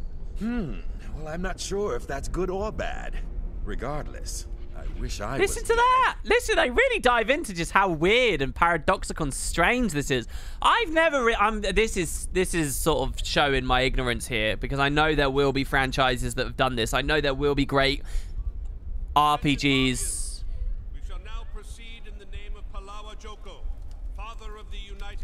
of Elona. The infallible Judge Marquis has the floor. Alright, they're coming up. But I've never seen a franchise, an RPG or anything, dive into, like, undead civilization as it would exist, as well as Guild Wars is here. And again, that's just showing my ignorance. I'm sure there's a lot of great examples out there. Silence! Court is now in session. Family, friends, and foes of the deceased, prepare your arguments. Do the following deceased merit awakening to join King Joko's glorious ranks? I will consider your words carefully. Augmented reality Guild Wars 2. That's extraordinary. Jella Chinua, bring the body forward. What say you all? State your cases. Mr. Chinua was one of my regular customers, a man of character. He will serve King Joko well in the afterlife. I give him my full support. Wherever he shall serve, Palawa Joko. Don't do it. I know Jella. He is unworthy. Oh, we get to vote. I did this way back at launch, but not since. So here lies Jella Chunya, quiet tailor, trinket collector, caretaker of umpteen felines. Does he deserve the gift of awakening? I don't care. I can split the tie. All right, no, let him rest. Everybody voted, let him rest. Okay, let him rest. This is great. It is time to make a judgment. I have weighed all the evidence. The deceased has been deemed unworthy of eternal afterlife. Truly a pity. These verdicts are being made much too hastily. Without our benevolent king present, we must delay these decisions. All those in agreement, demonstrate your discontent. You will come to order immediately. Level of disorderly conduct bar. So how exactly does this work right now? The court must... We must stall the court. The High Judge is right. The court must be halted. We must stall the court until Lord... The court must not continue while King Joko is away. Wait, I've lost the plot here. Why? Why are they attacking? What? I've completely lost the thread of why these guys are mad. They're mad because Joko's not here to watch it, but why is that such a big deal that Joko watches exactly who is awakened? He's got a vast army. Surely he doesn't hand-pick every single member, does he? They haven't done that. Alright, we've got a ton of instigators. This will finish our thing, though. I've seen the end of this event as well, where you go to the catacombs beneath. There's so much quality in this bit. Oh, I see. They're mad because we chose not to create another troop. But he wants more. I see, I see, I see. Oh, I guess because the goody two-shoes thing is to let them rest. I see. So, yeah, okay, all right. Well, see, that's so funny to me because it's not a black and white situation like that to me. I don't know. It's almost like we've deprived them of unlife now. Isn't that as bad as murder? Almost? Offer what words you have to share about the deceased. I heard her Heat level question the stabilized. wisdom of Palawa Joko once. We cannot reward such behavior.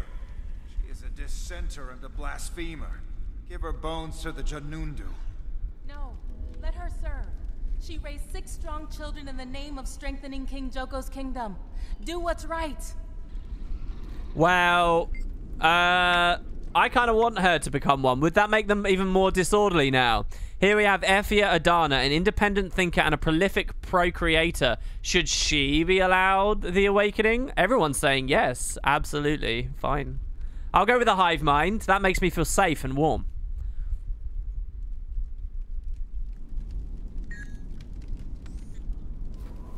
I have heard your voices loud and clear, and I have come to a decision.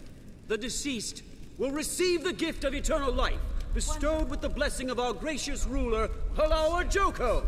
Praise Joko. Delay! Postpone! Adjourn!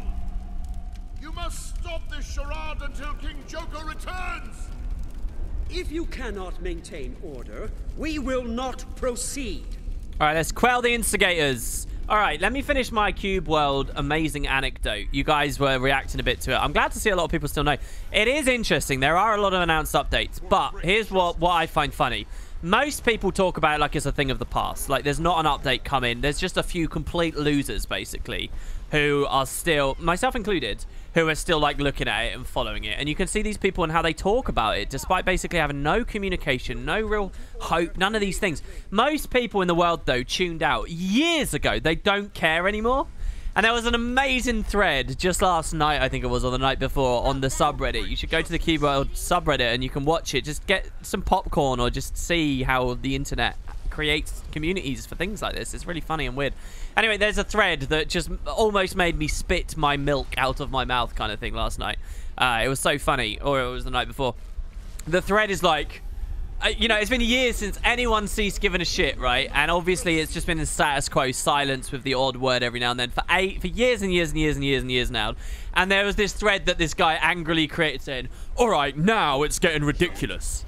And it's just so funny to me to think, yeah, now it's getting ridiculous. Like, this guy, now he's had too much. It wasn't too much yesterday or last week or the month before or the month before or the year before or the half decade before. Now it's getting ridiculous. Now Wally is just being... And it just made me laugh so hard. Like, you just these levels that these people are at. And you guys mentioned the Corteria thing like 30 years from now. And, like, I'd be online saying, oh, now it's getting ridiculous. It's like, come on. It was ridiculous ages ago. But it's so funny to see how people can be emotionally in such different places and have such different bars for when they view it to finally be ridiculous. So, yeah, it made me smile at the very least. Eternal life or Junundu feed? What have you to say? Let that thieving lout stay dead. Hopefully he won't figure out a way to steal his life back. He stole jewelry that had been in my family for decades. King Joko doesn't need criminals. He may have been a thief, but I heard he gave his plunder to the needy. That deserves awakening. Does Joko value that? Do Joko's people value charity? Is that a redeeming quality of this nation? Do they value charity? That's crazy. Look, people are split on this. I'm gonna keep the chaos going. Ooh, 222. Somebody picked me. Hell yeah. Here is Dawit, Yusuf, resourceful, charitable, committed to the philosophy of non-monetary exchange. Should he be awakened? Of course. I have heard your voices loud and clear, and I have come to a decision. The deceased will receive the gift of eternal life, bestowed with the blessing of our gracious ruler, Halawa Joko. Praise Joko! Praise Joko. Delay! Postpone! Adjourn! Alright. More instigators. If they just shut up and put up, then all this trouble wouldn't have been caused, you know. Joko's lost many more allies in these fights than if he just let us awaken a couple of, you know, miscreants.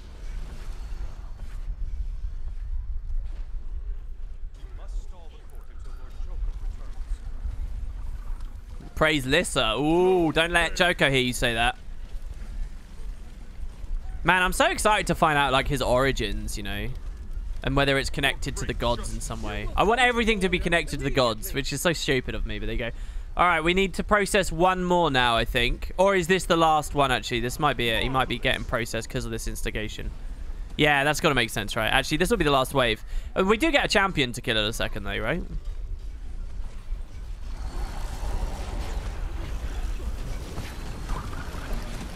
Shield us. What's my lore justification for us worshipping Joko? We're just setting into the role, you know. We're just like, we're not. It's like we're warned right as we enter this map. Don't go too crazy. Act like one of them. Fit in a little bit. You know, to some implicit degree, every time I speak to one of these villagers, am I not implicitly acting as though I believe in Joko? So, you know, I think that we just sort of dive a little bit deeper into the role there. Obviously, I don't think it's meant to be thought about much, but as a thought experiment, yeah, I think that that's really what's going on there. I keep doing thought experiments on the streams. I don't know why. We'll have to do some more, guys. Next stream, we will have another thought experiment on the ship of Theseus and how that applies to video game, MMO updates. Ah, there you go. Tune in on the next stream for that one. I'm sure you'll all enjoy that very much. Get to Wikipedia to do your homework and be ready with your awesome comments on that topic.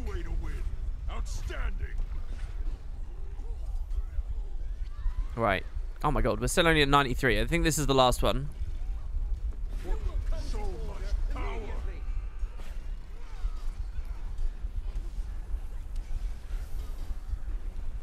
Dargo is literally on Wiki. How did you know? Citizens and colleagues, on behalf of King Joko, thank you for doing your civic duty and participating today. This court is now adjourned. Praise Joko. Sweet treasure. Yeah, the Ship of Theseus is pretty interesting. If you want a video game that explores that, Soma is literally a game about exploring that 100% when it comes to biology and people. Like, it is a fascinating game. Soma was like my game of the year for 2015. It was such a good game. It was 16. I can't remember which year it was. Such a good game. But it's funny. I kind of pulled that out of my ass there, but it actually is quite an it probably is quite an apt thing to talk about when it comes to games that get lots of updates, and MMOs in particular. You know, at what point is Guild Wars 2, do we still value and talk about Guild Wars 2 as the same thing it was that it released at? You know, that's actually something that gaming journalism struggles with, and players and player perceptions and judging books by their covers. And when it comes to video games, I think that people are really behind. I don't think that people sort of have the intelligence or the framework to understand how we as consumers should treat and know games as they're updated. And it's just not just MMOs, it's not just Guild Wars 2 that's really fascinating to look at and think about. But you know, if you ever go to a thread about Guild Wars 2 on our MMORPG, you can pick it to pieces. And it's, you know, what people talk about with the game, because it's just out of date in some way or another. But that's true for so many games. Like Stellaris had its big, you know, radical changes recently. And so much you can now cast aside of what people talk about. But how do we, like, have the language and the understanding to be able to see what is still useful of our judgments of the past compared to now? You know, it's going to take a while for people to really learn how to talk and understand those things properly. It is genuinely really quite fascinating, I think. I almost thought there was something else I was going to say that I thought was really profound for a second there, but I've completely lost it. Oh well.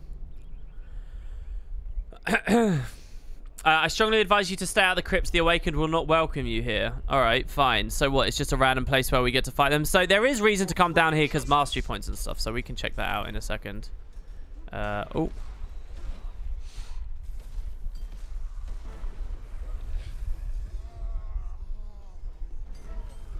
I really don't like my offset right now. I don't like Dagger Mace. I'm not having fun with Dagger Mace. Let's change that.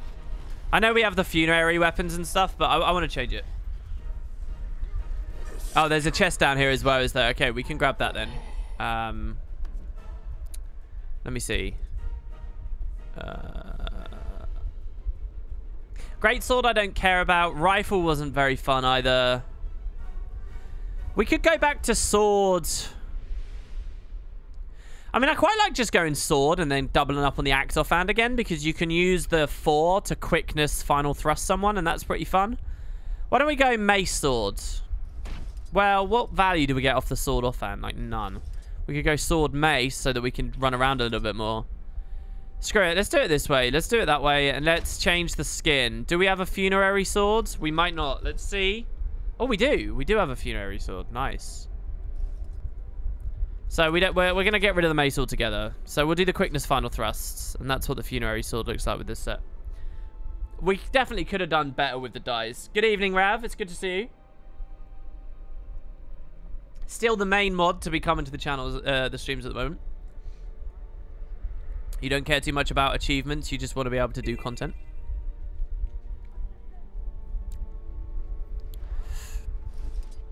Right, let's go down. Well, the thing is, in Guild Wars, you really should view achievements as content. I mean, I really do mean that. I don't know why I went Featherfoot Grace there. I really don't. I just spam all the utilities. That's literally what I did. Spam them more, and then press 5 and win. Let's go down a little bit lower.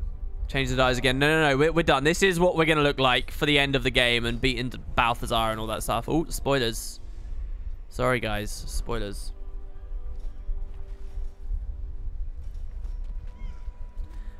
Yeah, I mean, it will be nice for the new players. I'm really curious what the new players are thinking about POF, but I wonder what proportion of them actually get to doing the POF stuff, you know? We saw them struggling with that in Living World Season 1, where everything that they made was auto-scaled to 80 and just weird shit like that. Better than Moon Loot. Let me scroll up. I'm really annoyed now, because whatever I was about to mention to you guys, I really wanted to mention to you guys, and now it's just gone. And I'm, like, stuck. Someone give me a new topic or something. R/WP is very smart. Oh, please no. What? I didn't do anything like that. I didn't do anything like that, did I? I didn't sound I am very smart. I mean, I have in the past, but usually I'd like to think it's ironic and, like, deliberate and sarcastic. I'd like to think. There's probably a few that have slipped through. Ugh. How can you think that Mirage isn't broken? Ugh. These newbies. Probably something like that, right? I'm going to full counter now. Final thrust. Yeah, sword 3. I feel like it hits too low compared to what it should these days with the wind up on it. Any lore speculation on why classes are called professions? No, I've got no. I don't really think it's very relevant. I think the real world answer is the devs wanted to take as many opportunities as they could to differentiate themselves from classic MMO culture and stuff. So they changed classes to professions and professions to disciplines when Guild Wars 2 came out. But beyond that, I think it's just minor flavor, you know. Wicked ley-enhanced creatures are roaming the desert. What are you gonna do? It's a weird thing. When things get contentious. Yes, but I want a snack first. I can't watch judges fight on an empty stomach. I want to fight the big champion guy. It's a weird thing. Usually, I'm a bit of a stickler for when people use the wrong terminology. Like, if you say, hey, WP, can you give me a good hunter build? I'll, like, freak out. I will actually nerd rage. I'll, like, have a spasm, and I'll be like, yeah, you can't call it that. It's a ranger, not a hunter. This is not well... You know, I am like that a little bit, you know?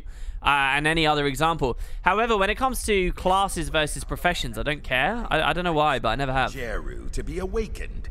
My voice will be the loudest in the courtroom. Pipe down and save it for the courtroom, Attorney General. If you mean Dragon Hunter, then yeah, fine.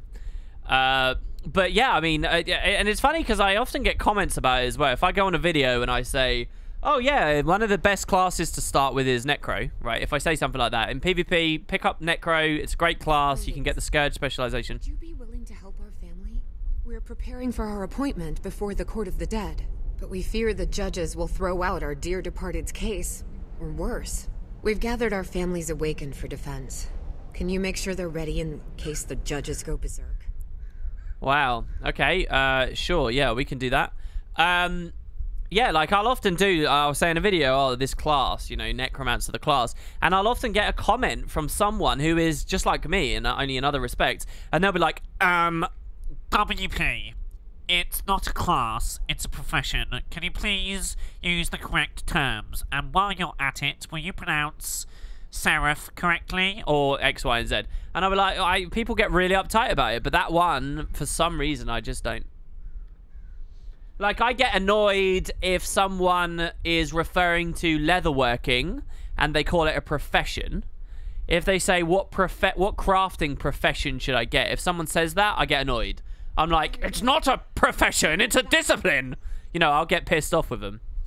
I'm sure that's happened on the streams. At the end of the day, it doesn't matter, alright? As long as meaning has been imparted, it doesn't matter. Sorry, Auntie Tazlao, but you're not allowed to get near this corpse. Is pronouncing lieutenant a British thing or a wooden potatoes thing? It is a thing, I promise. It's not just a me thing.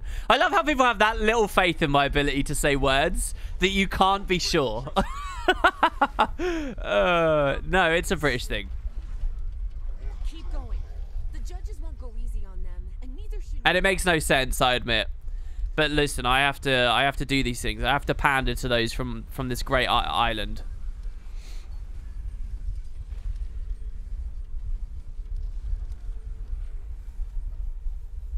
You get annoyed by people saying heart quests. Ah, see, that's one that doesn't concern me. But I understand why you get annoyed with that. You get annoyed because they're renown quests, aren't they? But, I mean, the thing is, the term renown isn't really used that much in the game, and it doesn't interface with people very much, I think, anyway. But I get what you mean. There's probably someone that gets really anal about calling these skill challenges instead of hero challenges as well. They're hero points now. They're not skill points. They're hero points, damn it. So here we got a portrait of Joko's ascension. Official portraiture is expensive and highly scrutinized, but artists skilled enough to depict Joko flatteringly are accorded great respect. I like this. It's a real talent to make him look good.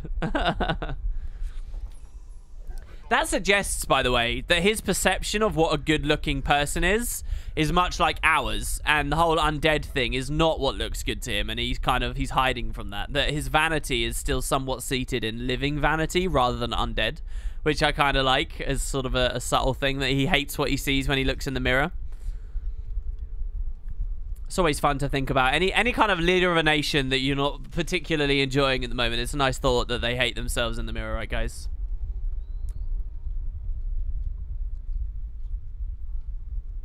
Hello, Loken, 2083. How are you? Are you a time traveler? Are you from the year 2083? And it's because we were talking about me on Twitch in 2083, playing Augmented Reality Guild Wars 2.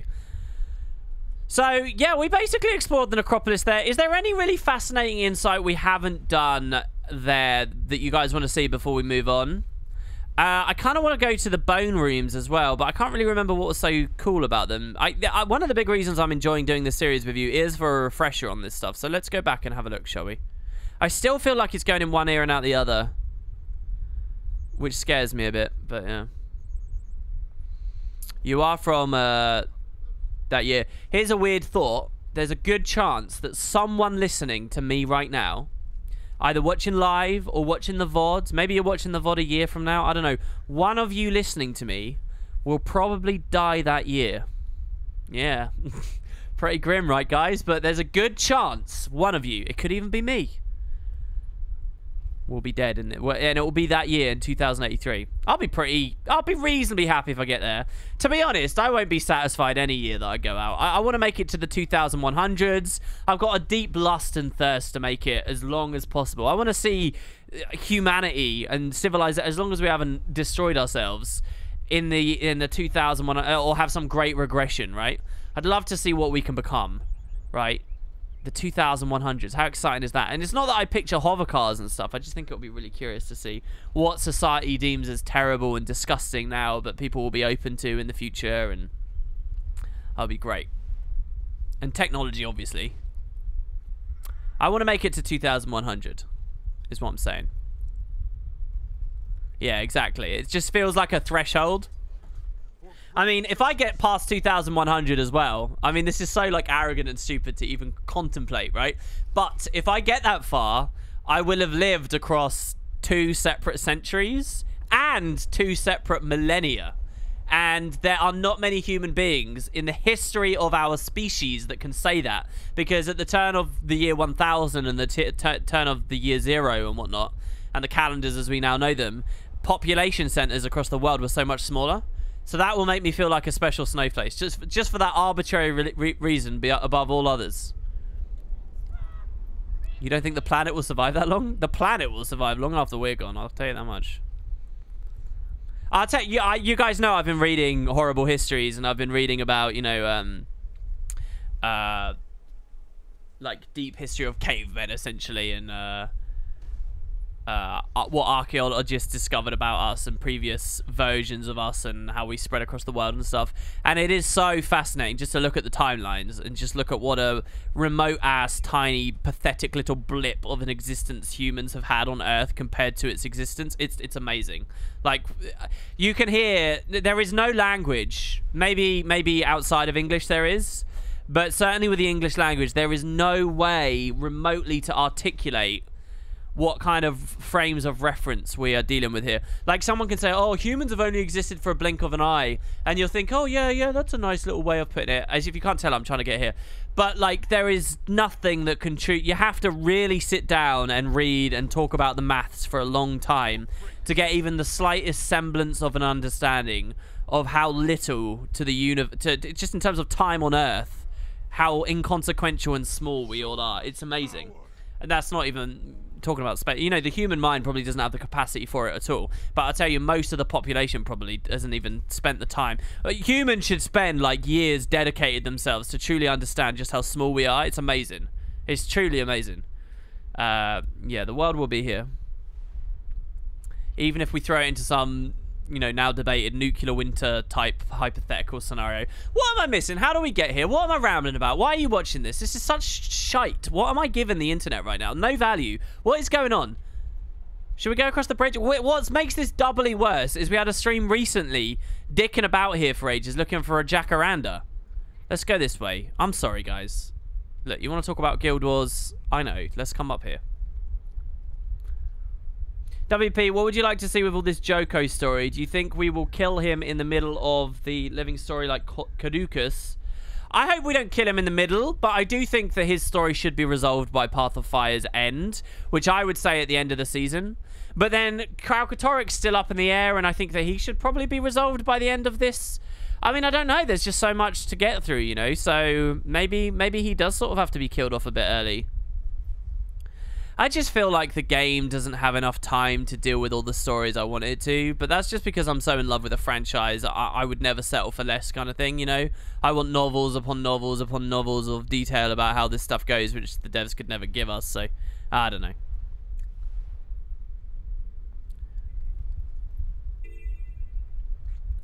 Yeah, I did deliberately mispronounce his name. Don't worry, guys. I did deliberately mispronounce him. Caduceus, yeah. Mahio says, everything you think you know fits on the point of a needle. Thanks, man. That makes me feel really big-brained. Thanks. Listen, I come to Twitch to be emboldened by people, right? To have everyone just be nice to me so that, you know, I can get all this confidence and feel like a big lad. But you can't. Now you do that. You're bringing me down a peg. I don't think that's fair. I don't think that's nice. That's not what I'm streaming for. I'm not streaming for a dose of reality.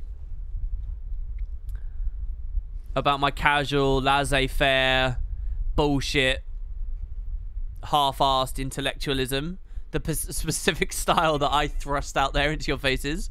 I don't want you questioning that, you know. This is actually embarrassing. I'm going to go to the mentor because I'm just assuming it's Bacon's or mine. So Bacon's or mine is being the hero here. I'm going to go to Bacon's or mine. I'm going there. If you want people to be nice, it's time to become a booby streamer. Yeah, but that makes me feel sick that the world is the way that it is, that kind of stuff works. There is a very real thing, like us as nerds, okay, we tend to think that we're very independently minded and we're a bit of a cut above, and we're above traditional media, and we're above reality TV, and we're not swayed by the kind of crap that our parents watched, and you know, we stand above that. We all like to think that about ourselves, particularly here on the internet, particularly within video game communities and whatnot. We all like to think that, but actually look at what it means to be successful as a streamer, as a YouTuber, as a whatever. It's like invariably be extremely attractive and have no real personality beyond that. You know, a mediocre, you know, half-assed sort of get just beyond the line, and that's it. That's literally it. And it's no, and you look at like what a lot of the most successful streams and things are now. It's basically just reality TV. It's you know, we're not above that still. We're still all in that same position where it's like, be hot and get crazy donations and success, you know? And that is very much ingrained in us as people, whether you're a nerd or not. Unfortunately, this neo media that we are now finding ourselves get bigger and bigger and bigger, and more money being pumped into it, at the end of the day is still bound by the same rules that old media was. Be hot, be successful. And you're not going to be a star without it. So this is a very cool place. I just can't really remember the purpose of it, especially after the achievements are done, which I think I've probably done here. So you get all the portals, and I think it's like you either do lots of jumps in sequence on the portals, or they each take you to a different special room and only one of them goes to where's important. So let's just try it out, shall we? I'm going to go into this one in front of us and see what happens. Experimentation. Let's do it. Alright, we're in. Okay, so we came out here, which is an area we probably could have accessed anyway by raptor leaping over. Or be a potato. Yeah, I mean, I've always said it. One of the reasons I don't do face cam is I genuinely think it's not that I think I'm a particularly unattractive person, but I think it's genuinely pointless to do face cam unless you're super hot. And at that point, you know, you don't need anything else. But because I don't have like that, as much as I joke about it, I don't actually have that much of an inflated sense of ego about myself. So we can get across this. I don't do it. Plus, it's kind of like a thing with me now. You know, oh, he doesn't do face cam, so it probably works more for me that I don't. But yeah, I mean, genuinely, I think it's pointless. If you're hot, there's all the point in the world. But if you're not, it's pointless. That is genuinely 100% what I really believe. I've said it many times before. So these guys are just chill, and they're not even talking to us, really. They're discarded awakened, though. This is kind of cool. Praise be to Palawa. You praised Palawa, and yet you've been discarded? These are like bandits and outlaws and like people on the fringes of society that have just been thrown away, and they just live here as bums now. That's so sad. Oh, there's lots of dialogue going on. Night shift and awakened. The awakened affirmation system. Be punished. These are the pretty awakened the Joker doesn't like. The ones that have very good portraits, right? So what happens if we fall here? Obviously, it's not a kill zone. They're just all discarded and thrown away in these pits. It's a sad place, isn't it? It is a pretty sad place. I just heard a duck, so let's have a look. I haven't got the overlays on today at all. Let's actually see. Am I hiding my face because I'm the real Joker? That is also a thing. WP is hot and successful confirmed. Thank you very much, Doug. That's really cool of you. Thank you, dude. Thank you very much. I'm scrolling. I didn't miss a Uindle donation, so that's good. I would have felt bad about that. Thanks for the couple of follows. Tixter, you gave me Prime earlier. That's really cool, man. And the Spixter and Arb38462, you did also. Thank you very, very, very much, guys. I said it before, we don't get many subs at the moment, so I seriously appreciate those of you who did that. That's awesome of you all. Thank you. So now that we're in the pit, what do they want us to do? Springer out? Waypoint out? I'm just going to leave. I guess we'll get this vista, and then we'll consider that a wrap, probably. This series has never been about its night now. Look at how good the lighting is here. Contrast this to how they did like Bloodtide Coast and stuff. It's so good. Yeah, we'll go up and get this vista. This series was never about full map completion, but I do like this vista. It takes you to some fun places, so. Seriously, WP, why is this area in the game? Help me out. I think it's just to add more layers and dimensions and flesh out what society is like with Joko. I think the game will lose a bit of something when Corner comes. No matter how they implement Corner, it will be a bit like the Crater thing, where it's like, oh, we now see all of Joko's kingdom, so, or we get a weird sense that we've seen all of it, and it's going to feel a lot smaller and less grand to us. But because we can boil it down to, oh, there are 15 hearts and 20 buildings, and that's Joko's kingdom, and blah, blah, blah. But if you get what I mean, I still think that they've got a lot of opportunity to show us more cool stuff at Corner. Look how big and exciting that is in there. That reminds me of one of the sequences in Uncharted 4. What do they want us to do? Spring around, waypoint out? Sounds very melodic. Could be the lyrics of a nerdy song. Does it? You're much more of an artist and songwriter than me. I hear nothing melodic about that whatsoever. Was I a Mesmer / Monk main in Guild Wars? right at the very start, that was what I started. My big debate when I very first got into this franchise was I wanted to be a monk and I wanted to heal people. That was what really excited me. And I was really close to making a monk. Like, I had it fitted in and everything. But I kept reading the manual at the classes. I remember fervently, excitedly reading about all the classes and just being really, really thrilled to see which one was my favorite. And, so hold on. Without the Griffin, how are you meant to do this? What was the little challenge I set myself before? I don't remember. We meant to go on this. Oh, shit. I fucked up. It's okay. We made it anyway. Thank God for this lip here. I was on a really big thing, but I was really excited by the Mesmer as well. There's a certain flavor. I don't know about you guys. Do you guys have different flavors of nostalgia depending on what you're nostalgic about? I certainly do. And I have a very specific, very memorable flavor of nostalgia for Guild Wars 1 when I reminisce about reading that book back in those old days, right as I was making my first character and thinking about pre-searing in those early moments. And that's very special to me, that flavor of nostalgia. That's like... When I think about Guild Wars in that context, it's so alien to all the other contexts and ways in which I think about Guild Wars over the years and what it's become into my life. It's just such a strange thing to realize that they're the same product I'm thinking about, because they're very, very different feelings. But anyway, it was Mesmer really captured my imagination. Just the way they described it, the way it interacted with the other casting classes via fast casting and stuff. And I reasoned that I did actually want Monk a little bit more than Mesmer, but I realized I really wanted them both. But I realized if I went Mesmer, I could have my cake and eat it too, because I could be a fast casting monk. And so I picked Mesmer instead, because I was like, well, I can do it all if I'm a Mesmer, because I can fast cast the healing. As it turned out, none of that really mattered in the end. There were no great PvE metas where fast casting monks in the early days were big things. And it was PvP that grabbed me very quickly anyway. It was the Ascalon arena that I started playing a ton of, the Axe Bend arena. And all my motivation traveling the world was getting to other arenas. And the reason I went to the Fire... I skipped all the story. The reason I went to the Fire Island Chain was to capture Energy Surge. Because I wanted to play Heroes Ascent and I needed it for a build at Heroes Ascent. To pressure enemy monks and things. And yeah, becoming a Denial player was really the main thing for me after that. And I was a Mesmer main. A male Mesmer main. Which, let me tell you, was not very good for forming... If I'd played something else, maybe I would have cared a lot more about Fashion Wars as an adult. If I couldn't play Guild Wars 2, what MMO would I play and why? Probably, like, some very different game. Some, like, really grindy game.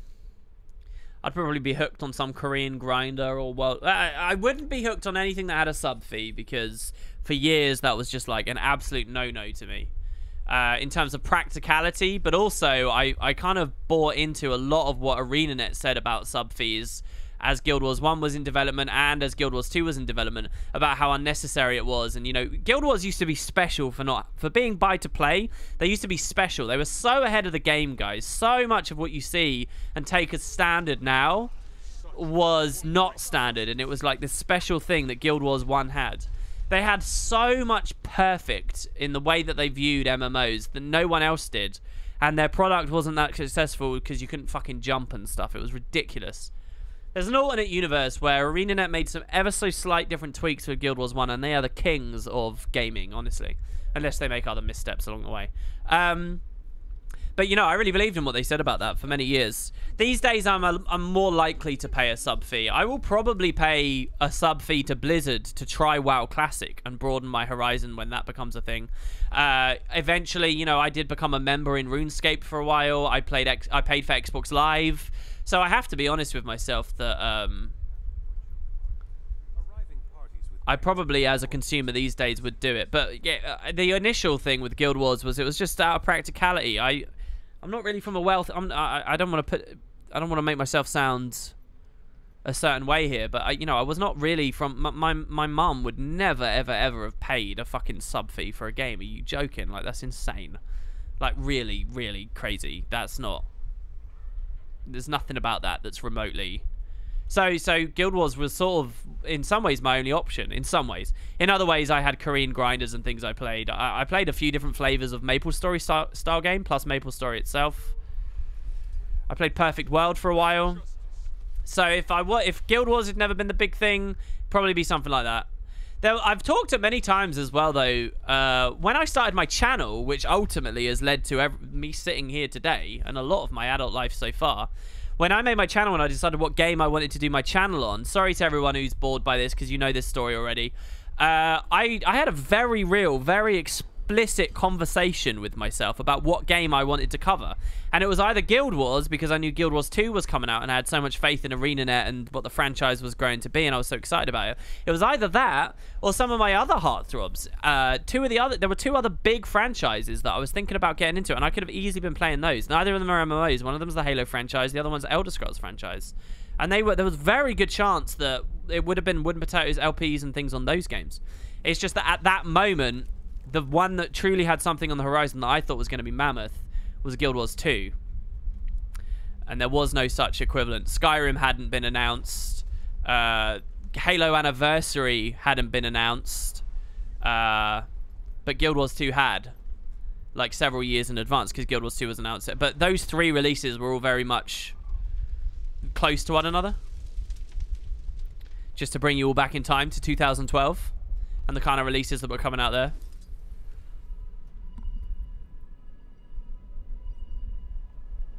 Yeah, totally different subject, but Ben's right. I hate that they fixed the naming inconsistencies as well.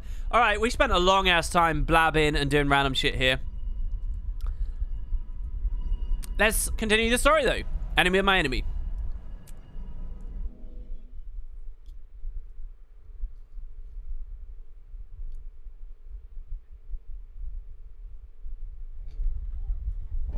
Hail, Commander. Or should I say, Archon. Have you seen Ridlock or Knock? Cuddles and Knock arrived early. They want to be done with these disguises, so they already headed to Aranko's camp. Okay. I love how we don't change into an Awaken, by the way, because it means I get to see my awesome orange gloves even further. So, I haven't talked about it yet. I'm always remiss to talk about the funny stuff, the humor, right? I don't know why. It's not that I don't find it funny. I guess it's just because I don't know what to say about it. How do we... I mean, there's nothing to add, is there? Cuddles is a funny joke. It almost sounds like I'm doing a discredit to it to just almost dismissively mention it like that with one breath.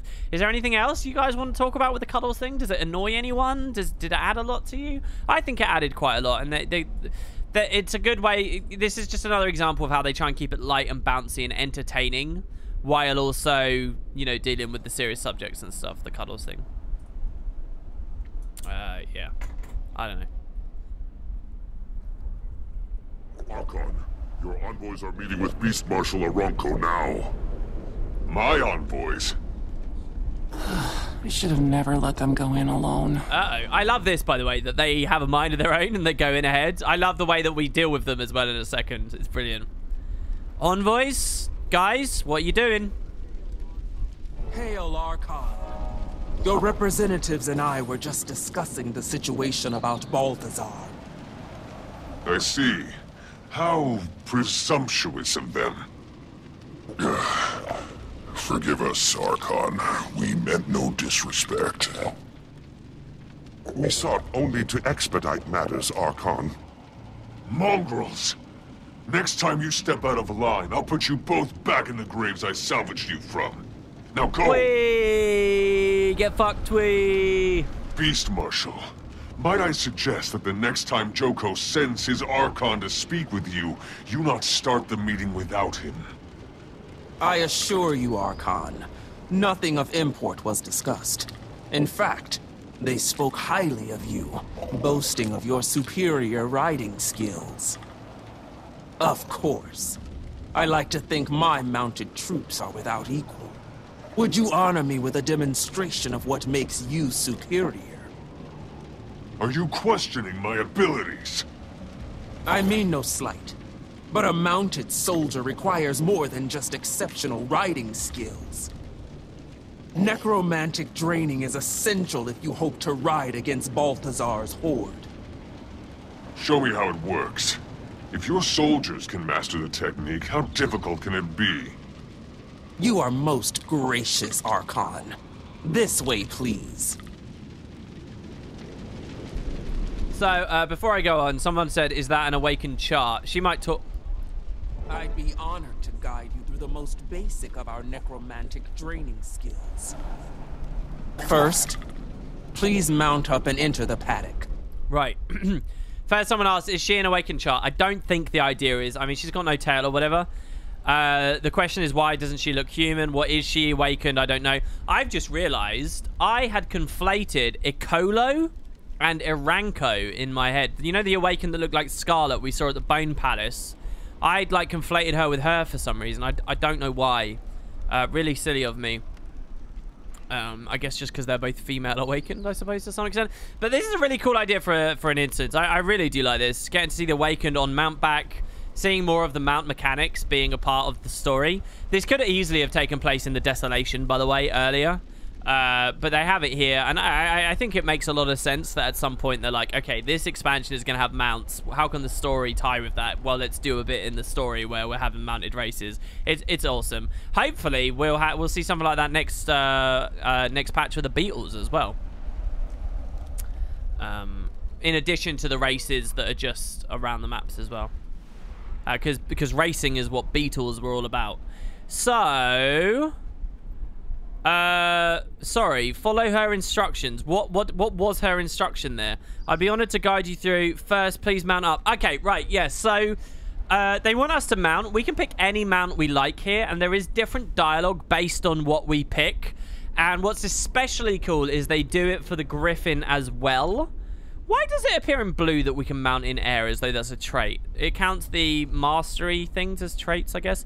Anyway, I'm not going to do Griffin because we wouldn't have it at this point in the story. It's very cool that the devs added that. We've also done a stream where we do this on Griffin before anyway.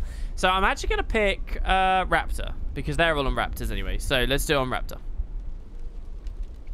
And then we enter the path. As you approach any of these beasts while mounted, you'll sense that the grasp of Joko is available to you. Use it.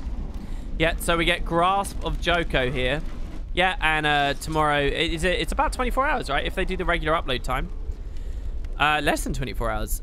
So when we go near a target, we press the special action and our mount goes really fast. If you're a boosted Griffin and you use this, it's like amazing. It's super, super, super quick. Really badass.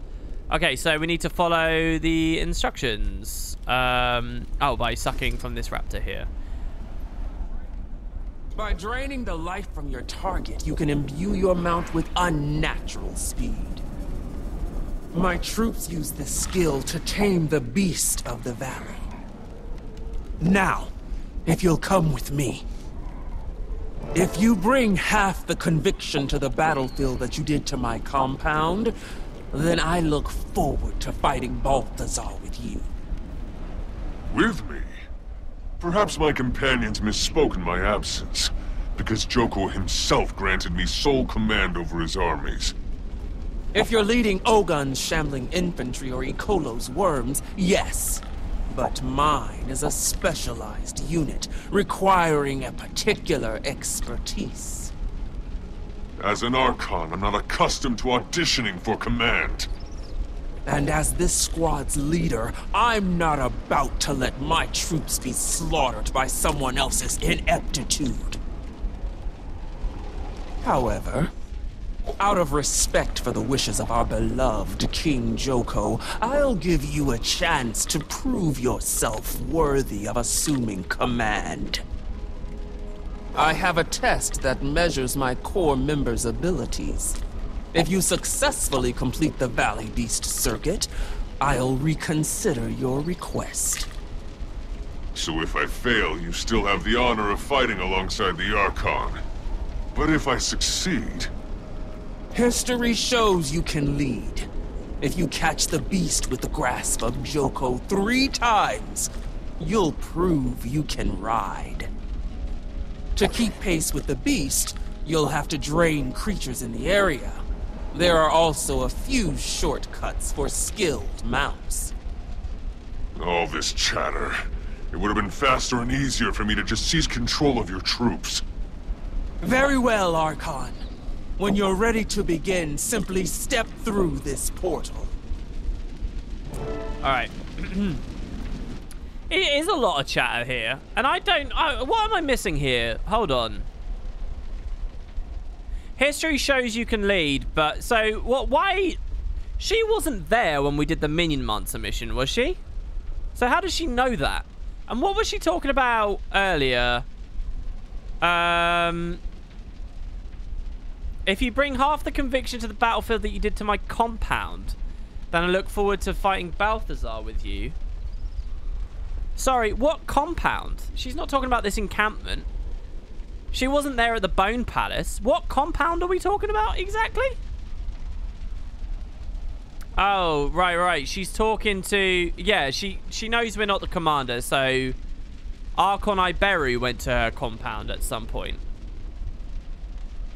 But that's still a weird, confusing line. Is she referring to something in Archon Iberu's history we haven't seen? Or something we have seen? Right, okay. This line, the history has shown you can lead. I get it. Maybe that's like way in the history. The Archon Iberu, before we pulled him out and killed him and replaced him. Yeah, maybe these two have got enough history. I can excuse that, but here she's talking very specifically about a thing at a compound. I don't actually know. Are we supposed to know what that is? Anyone got any insights for me? And I'm just forgetting and I'm not knowing. I think she is talking about this encampment, the way the Archon boasts and stuff. Yeah, if she's talking about this encampment, it kind of works, but... Alright.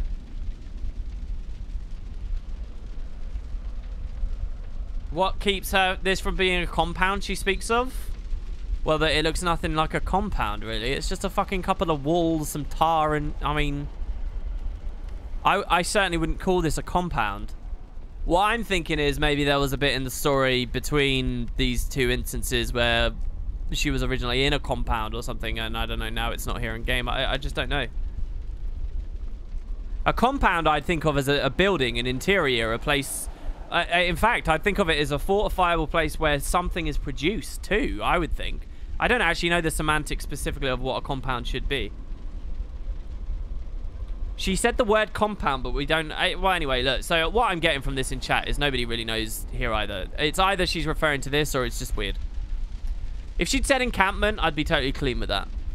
But yeah. It's not that I think the game's bad. It's just I'm trying to figure out what the hell... Yeah, so she's just talking about our attitude. So this is her compound, and she thinks we brought a lot of conviction. And maybe the fighting in the past, she's talking about Iberu. Alright, I'm game. I'm good with it. It's fine. Alright. What even is that thing you ride? You have a strange taste in mounts, Archon. What? It's a raptor. What are you talking about? That's where you can get some cool dialogue if you've got a griffin. Alright, let's do it with a raptor, though. Here we go. Are you ready, Archon? Yeah, I'm ready.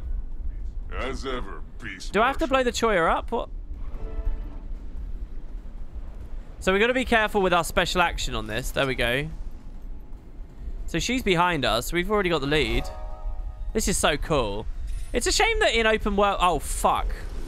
I thought I could leap across that. That's pretty bad, right? It's a shame that in open worlds, you don't get this race course. Because they actually put a lot of work into it. Can use that again. Can we just spam it to keep the speed boost?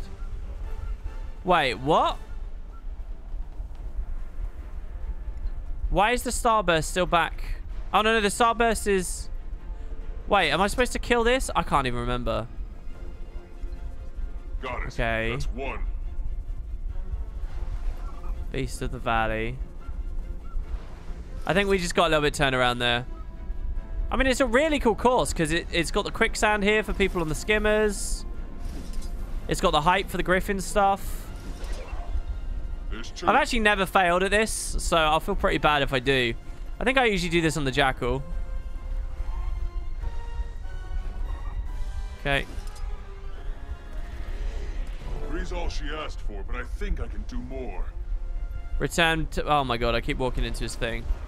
Optional, do it an additional 2 times. I mean, it's proper sprinted off now, and we're going uphill, so...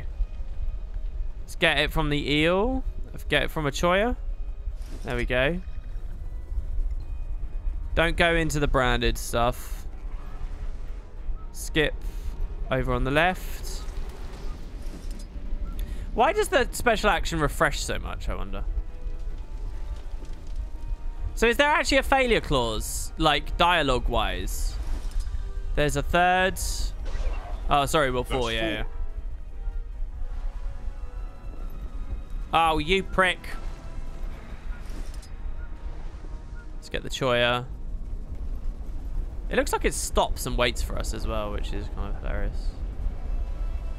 Griffin would be amazing here. Oh, come on. That wasn't that bad. Might. 5. Oh, no. I think I missed it. And 5. I'd call that done. Inspired writing, Archon. You are truly deserving of Joko's faith. I haven't witnessed such prowess since His Eminence lashed together 6 Hydras to run down the renegade Terai Osa.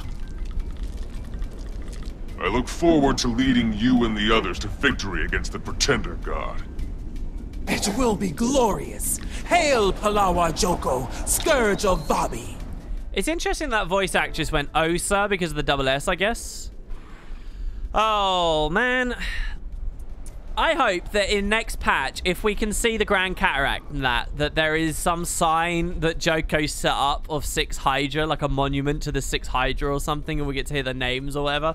But I have so little confidence the devs will do something like that because I don't know whether they will have remembered that this dialogue is here. Anyway. Yeah, it is weird that she's got a jackal. And the rest of her crew has raptors. All right, guys. Great work, Kaz. Now we have 3 of Joko's top marshals ready to follow us into battle. Did you hear something? Was the mighty Archon addressing our pack of filthy mongrels? I might have gotten a little carried away back there. Maybe if the Archon whistled our marching orders in a higher register. Put you both back in the graves I salvaged you from? Seriously, Commander? Okay. But it did work. Time to focus on the big battle ahead. Balthazar. Make whatever preparations you need and we'll see each other again at Kodash Bazaar. Whee! Enemy on my enemy complete. I do like how they're a bit salty. It is good. It is good that they're a bit salty. The male Asura and the Sylvari acting evil. Is the dialogue different if you're one of those races? Because, I mean, all the commanders are impersonating thingies, so you'd expect that they'd all be kind of the same. Now, we've got time for Timey. One final time before the end one, I guess, right? So let's see. Because we finally have moved that step. Just to be clear. Oh, no, we're still on part... No, yeah. Enemy of my enemy is really long. Eat that. Just to be clear, part 10 of Path of Fire is the entirety of the Desolation and the entirety of Vabi in one story step. I mean, multiple instances, and it's layered and stuff, and content-wise, it's kind of unfair to describe it that way. But mechanically, that's actually what it is. It's 2 full maps of exploration. It's literally the penultimate story step is at the start of the Desolation. How crazy is that to think about? I mean, that's extraordinary. Oh, come on.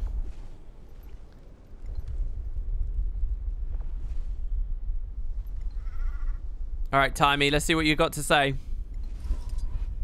Timey, do you read me? Hi, boss. So, first off, you're currently alive, right? Is this the same again? I only asked because your vitals... Wait, what? This is the same, isn't it? ...fluid lately. It's the same. Why? We did this whole step, though. That's intriguing. Huh? Care to elaborate? We're impersonating... I'm really sad now. Kaz cast an illusion, so they look like the local... Try a different spot. They must hate that. That's never mattered, has it? I don't think that's ever mattered. You managed to keep your warm-blooded good looks. The officer I'm impersonating was alive and well until I killed him. Nobody knows he's gone yet. We're mustering Joko's army to fight Balthazar's. It's our best shot at getting Aurene back before... Before Balthazar uses her against Kralkatura can ruin everything! Don't let me delay you. Go after her. I swear I heard one person say it's after every instance, and then someone else say it's after every story step. But that basically means there's very little time for Timey here at the end. Yuendel! Wait, what? You keep talking about getting raises, Yuendel. What, is it all the same raise? You got a 17% raise today. So you'll be donating 17% more from this day on. Rounded down, of course, so it's still a $5. Thank you very much. That's still perfectly fine, dude. That's so cool. Thank you. And, yeah, are you serious that it's a 17% raise? Cool. That's quite a raise. It must be so nice working at a company where you're sure that after enough years you will get a raise. You know, that you will keep going up. Or at least that eventually you can just trade away your company like a discarded tissue in order to be paid more by someone else, as is now the culture. But still. It's all the same raise. Well, congratulations, man. 17% is no small amount.